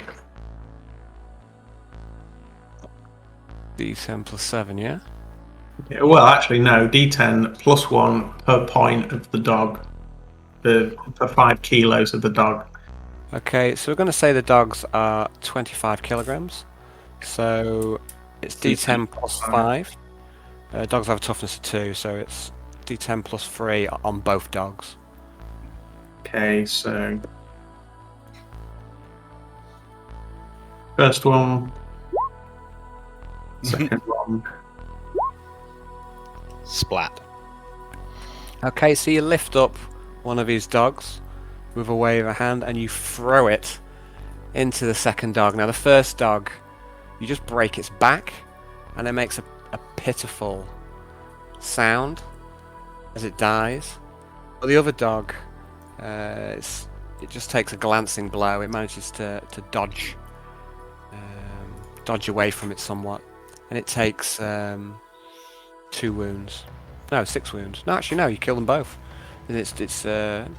That's. I'm just tripping here. I've already included the minus softness, so it takes 4 wounds. So it's not dead. Ooh.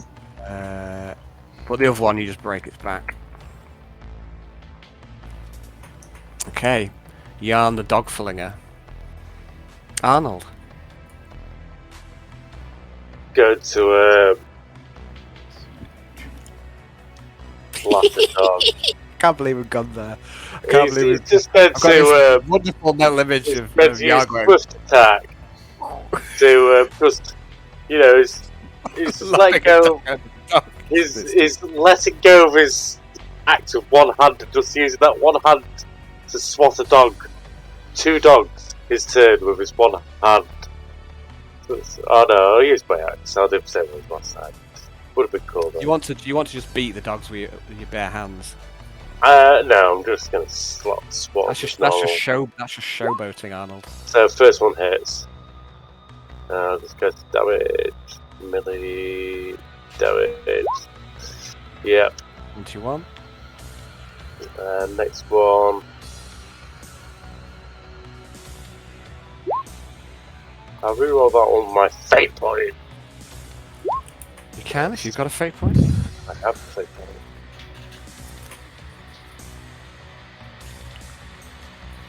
Okay, so second damage roll, please. Yes. 20. Does that mean I get to roll again? That's a Confirm. critical damage, yeah.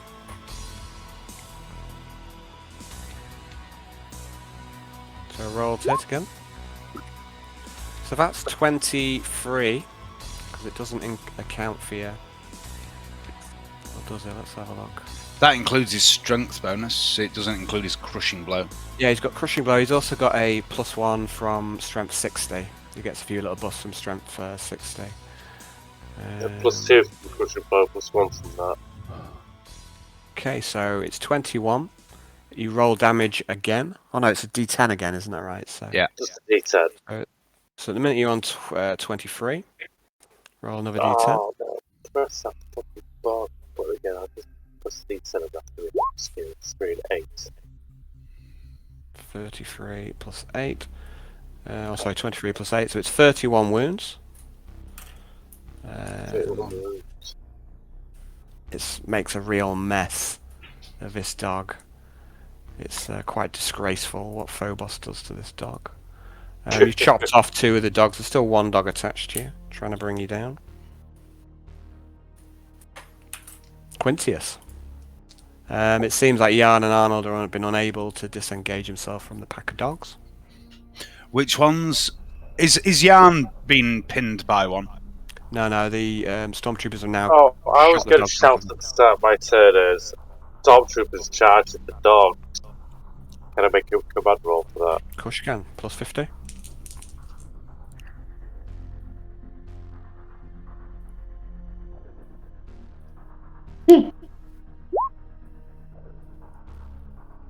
Okay, as you issue your command, there's a huge explosion from somewhere. There's some artillery firing perhaps, or a missile, you don't know. But there's an explosion somewhere on the ship, on the Victorious. And it seems to drown out your command. Quintius then. So Arnold's been pinned by one, is he? Yeah, I mean you see this melee. The dogs are jumping at these 2. They're grabbing hold of them. You think that both Arnold and Jan have their feet. They don't appear to be in danger. Jan was brought down, but shotguns from the stormtroopers have cleared the dogs off of him. He's So back there up isn't on his feet now. there isn't one that's pinning. There's one on Arnold. He's not pinned as such, but when it comes to the dogs go, they'll make a grapple roll. But it's only one dog on him at the minute.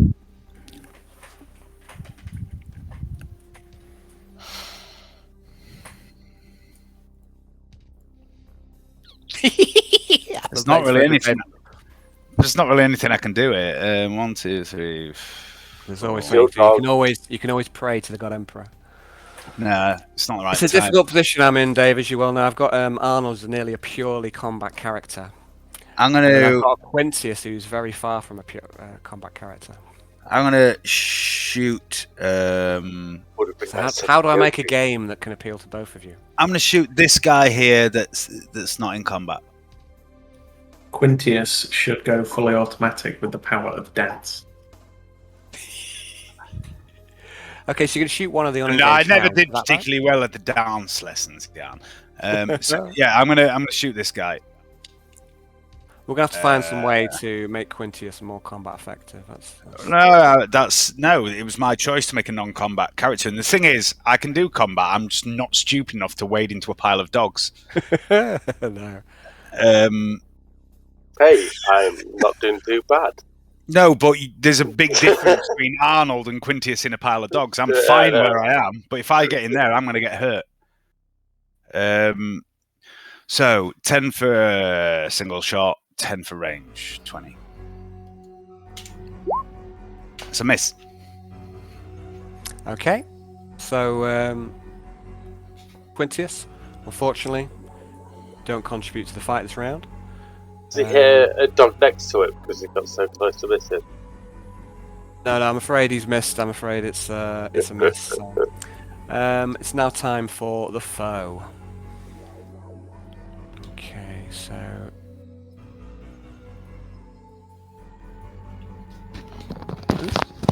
oh no, I've got a dog stuck under Arnold. Excuse me, Arnold. Oh no! That dog's dead already. You wouldn't have got there. You'll have to take him off the board now, Alan. Okay, so there's one dog that's attached to you. We're going to make an opposed strength test now. I'm making a strength test. You're doing a test against me. Can't pass Well, that. 1 degree of failure. You've got 3 degrees of success. You know, the dog doesn't impede you. But then other dogs start grabbing hold of you as well. 1, 2, 3, 4, 5, 6. Do they?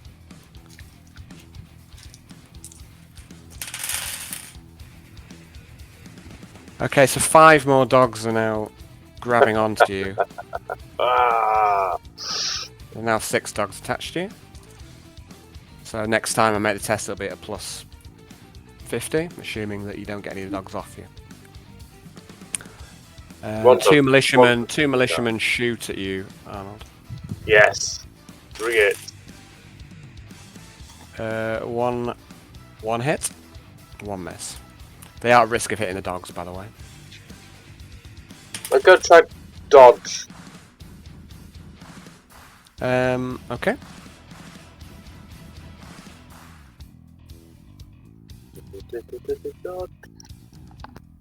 Submit. Yes. Oh, well done. I did a 12 wounder as well, so you actually just Narrowly escaped. you dodged one. You dodged to one side. I take wee wee. I dig wee. Very good. Okay, the fanatics move up, but I can't get close. There's too many dogs in the way. Don't worry. God said it'll come soon. Okay. Top of the round is Alexa.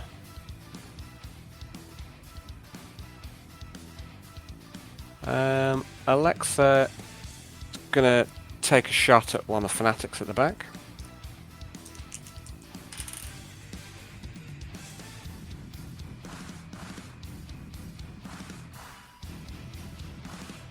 A half aim.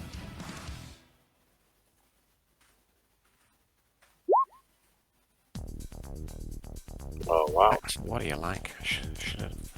What do you like, lecture?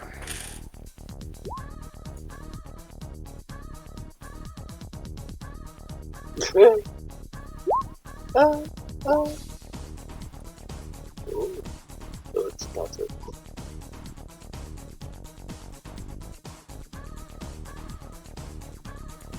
Okay, there's 5 wounds to one of the fanatics.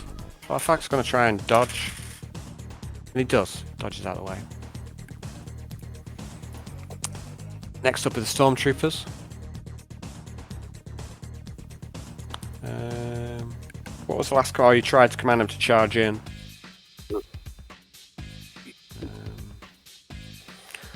Okay, so stormtroopers.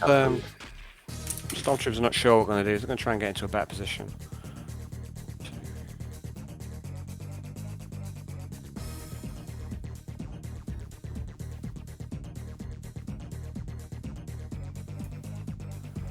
Okay, next up is Yarn. Yarn the dog tosser. Kill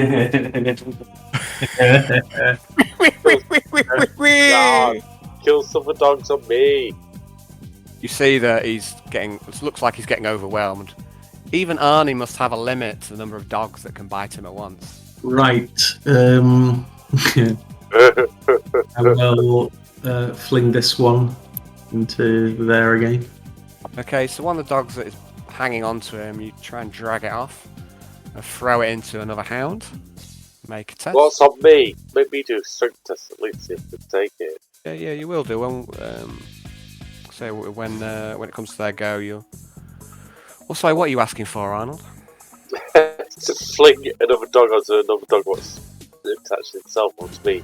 Hopefully getting 2 dogs off at the same time, making me do a strength test, see if I can resist our toughness test. The bashing up a dog.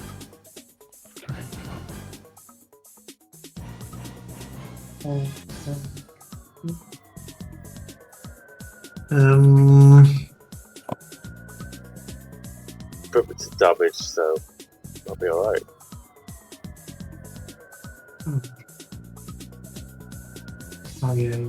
Dog's primitive damage. I don't know. I don't think fling's primitive. I think fling is just. Because pretty much everything is primitive when you think about it. It just says D10 impact damage +1. Okay, power that shall not be named. Actually, what do I need for this? Well, I didn't foresee that you would be tossing dogs tonight.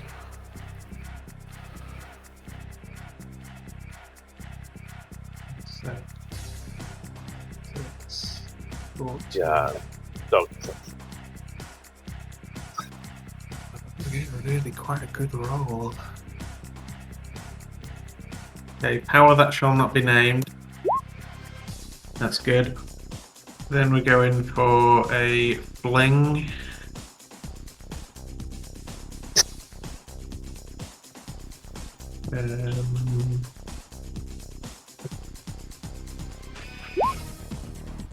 It's not enough. Okay. Did you want to reroll? I do. That is enough. Okay, so what's it? -8. Yeah. So -8 then. So that's yeah. Bang on. 22. Fling is 14. okay. But yeah, you might as well subtract the 8 from your roll. So like 3d10 -1. So you grab hold of one of the dog, fling it into another dog as before. Roll damage against both dogs. I'm hoping to take one off Arnie and fling it into the one that's taking damage. No, Yeah. Okay. Yeah, fair enough. So the first one that I'm taking off Arnie is a 7. Oh, actually, that'd be a 5. And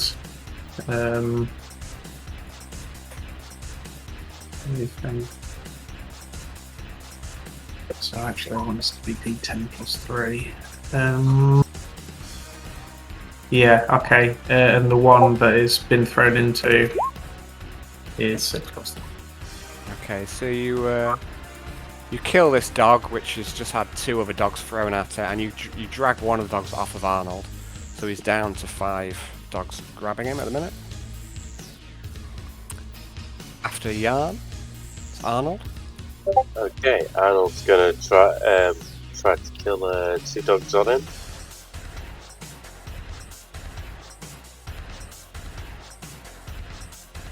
I like to cast my powers after casting 2 other powers before that.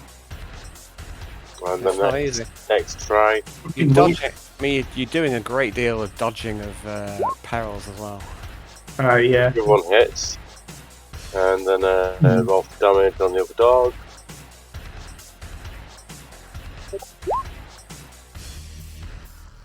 Okay, so you do 19. Yeah, I mean, I don't think you can fail to kill them. I think it could slap a dog and it'd die, wouldn't it? Quite possibly. I mean, they've got toughness 20. Yeah, well, I do 9 as standard. Yeah, so I mean, they've got 6 wounds, toughness 20, so... I mean, yeah, I think you are auto-killing these dogs. So there's now 4 attached to you, Arnold. Okay. Brownie's got 1 off of you, and you got 1 off yourself. After Arnold, it's Quintius.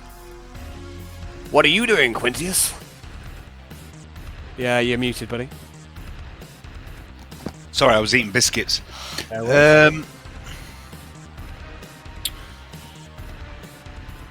going to move to there. I'm going to shoot this guy. Okay, shooting an unengaged hound. You're at point blank. Yeah. It's plus 30 point blank, a single shot. Boom. So that's not a double shot, right? Is it like every 2 degrees success you do extra? With shotguns, right? So it's just a straight. Damage is 9. And to 7 for its toughness. Dead dog. You just blast it with a shotgun, and it drops. That's me. Afterwards, we go to the foe. So an opposed strength test for Arnold. I'm making it test at plus 30 now.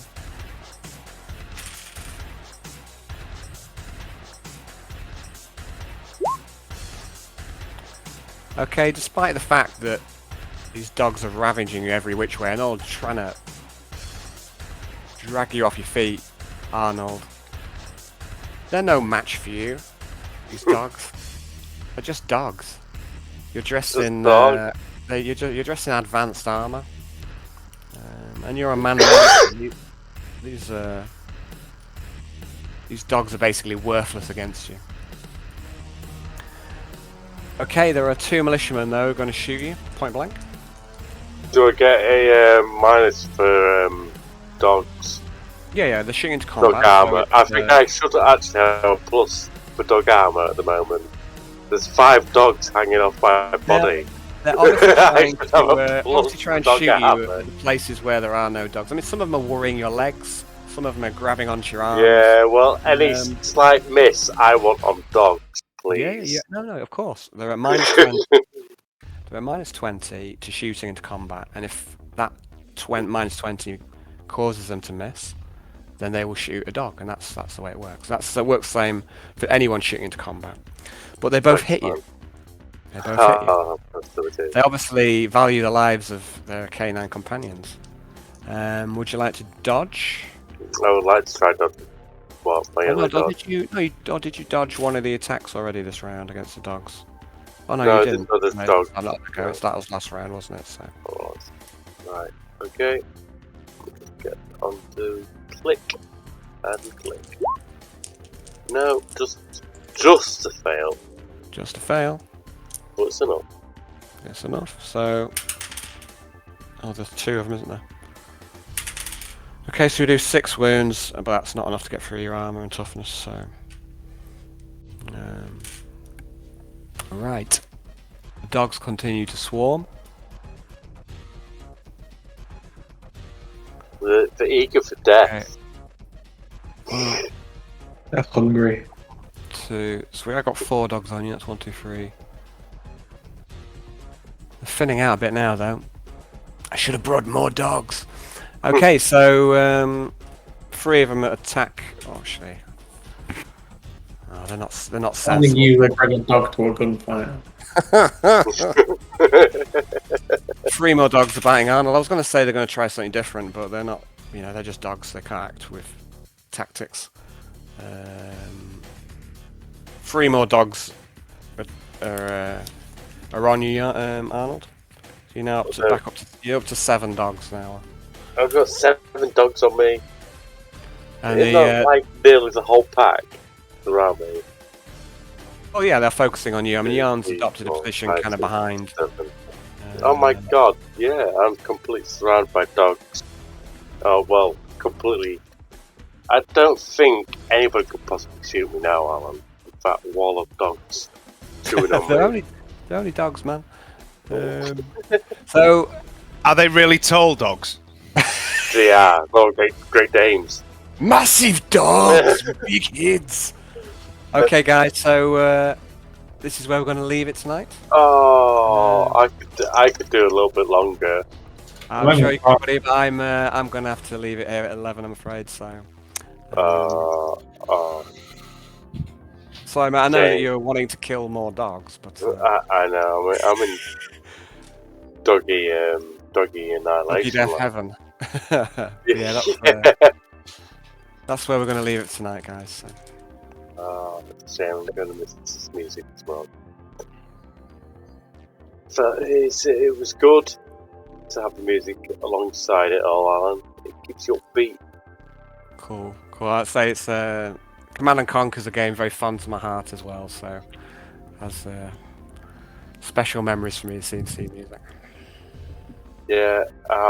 It's a shame I didn't get to kill any more dogs. Can't you not do my combat? I'm sorry, mate. We're going to have to leave a dog killing right there.